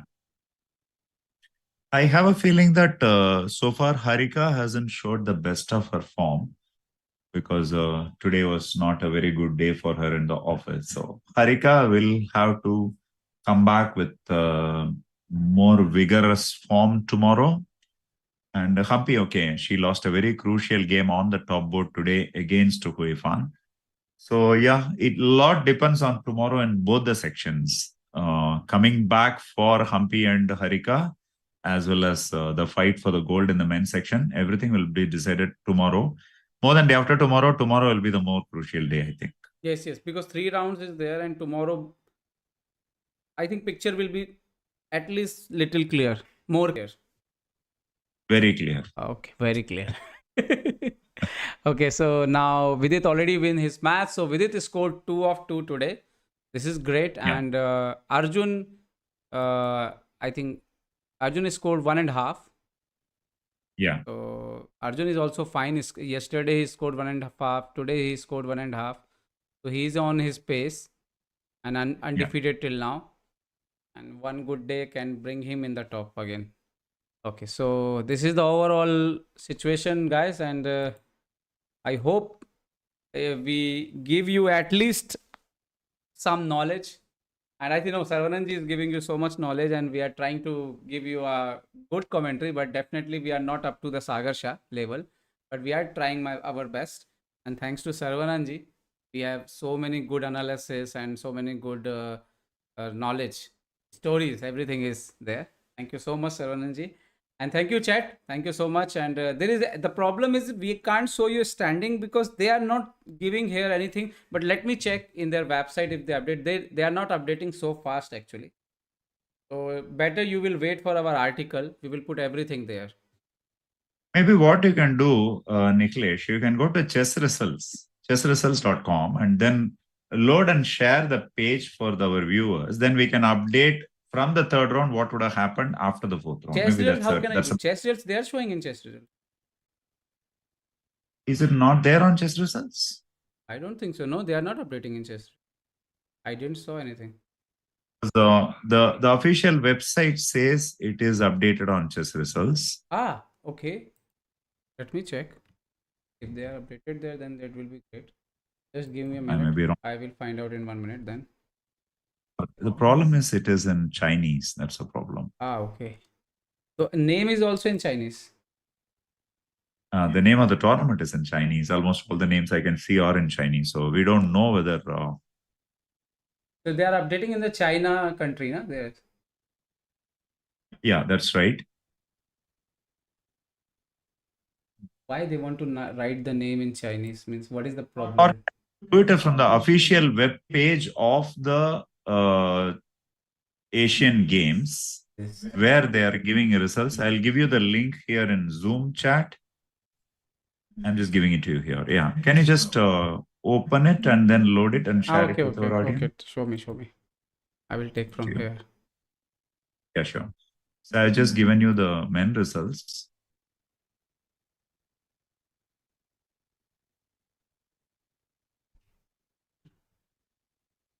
You got it? Yeah, I got the list, but Yeah. And share that and then show the results after the fourth round. We can,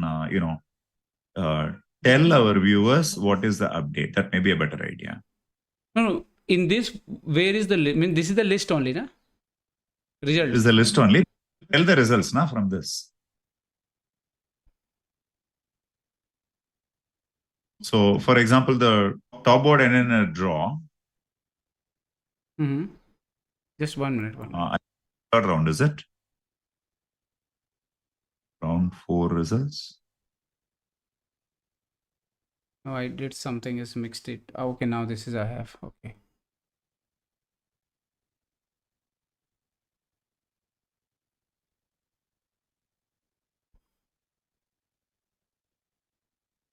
No, I'm not getting actually. You're not getting the results? No. Can you click on the start list or the results on the top Why I click here corner? actually, but I didn't get anything here.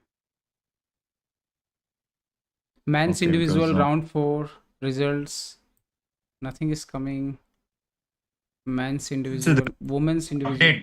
Okay, now No, it women. is not. It's not updated in English, but we can update verbally. That's what I'm trying to say. Ah, okay, okay. Yeah. So I will try to show them in the our here. 1 minute. Exactly. Yeah.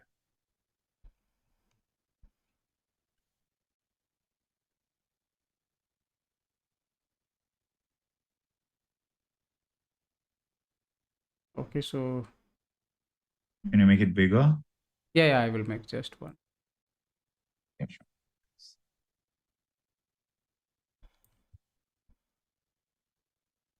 So this is the actually the result Correct. right now. So Humpy lost. So, but the point is they are not showing here points. So why not I show the pairing normally where points is there also. Copa send me some. Okay, try that.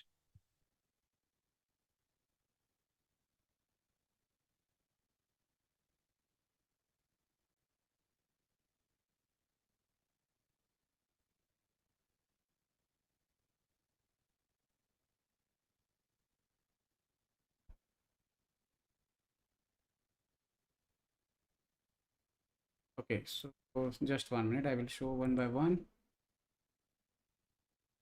Basically, at the beginning of the round, Huifan was on 3 out of 3 and Humpy was on 2.5 out of 3.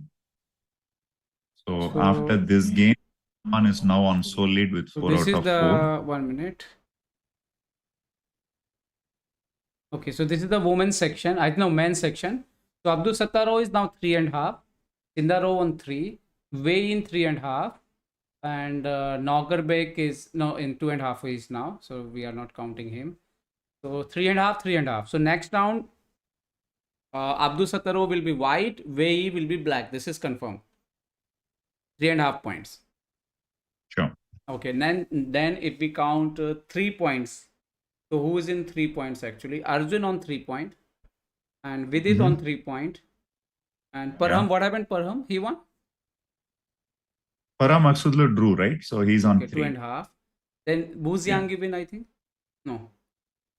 Bujiangji drew, so he's on 2.5. 2.5. Okay. Chess.com shows the results much better. Okay, they are showing now. Yeah, I'll just give you the link. And what about this Renat Jumaviev game?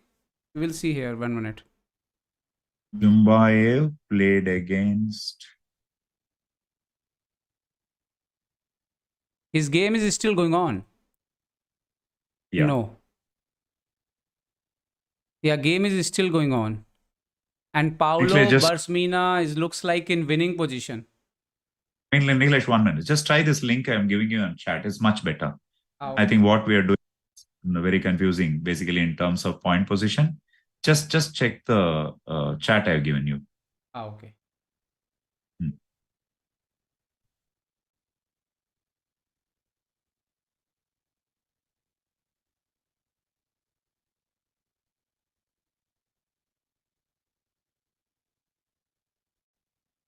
So is that better? This is better. Much better.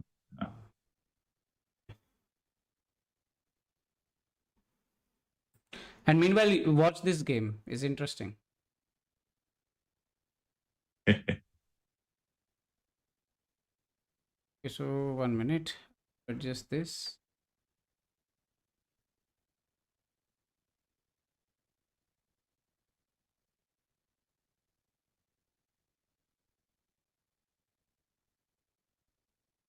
So if I put this list here till here, for example, It's not visible. to you, it's not visible to you. It's not very clear. I have to strain my eyes. Is it possible to make it a little bigger? Okay, I will do.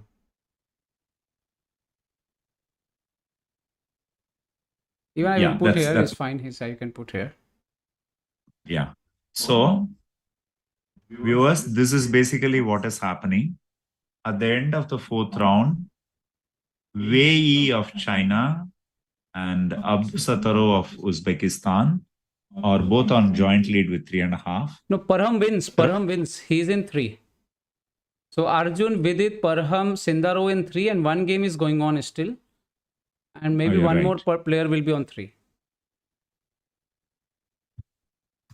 According to this list, all the games are over. Which game is going on? Let's have a look. This game, I was showing this game, na? Jumbayev, correct. You're right. Jumbayev is Barsamina. Barsamina is winning, looks like. Okay, so the Excel sheet that you showed, how much point Jumbayev is on? We can update based on that.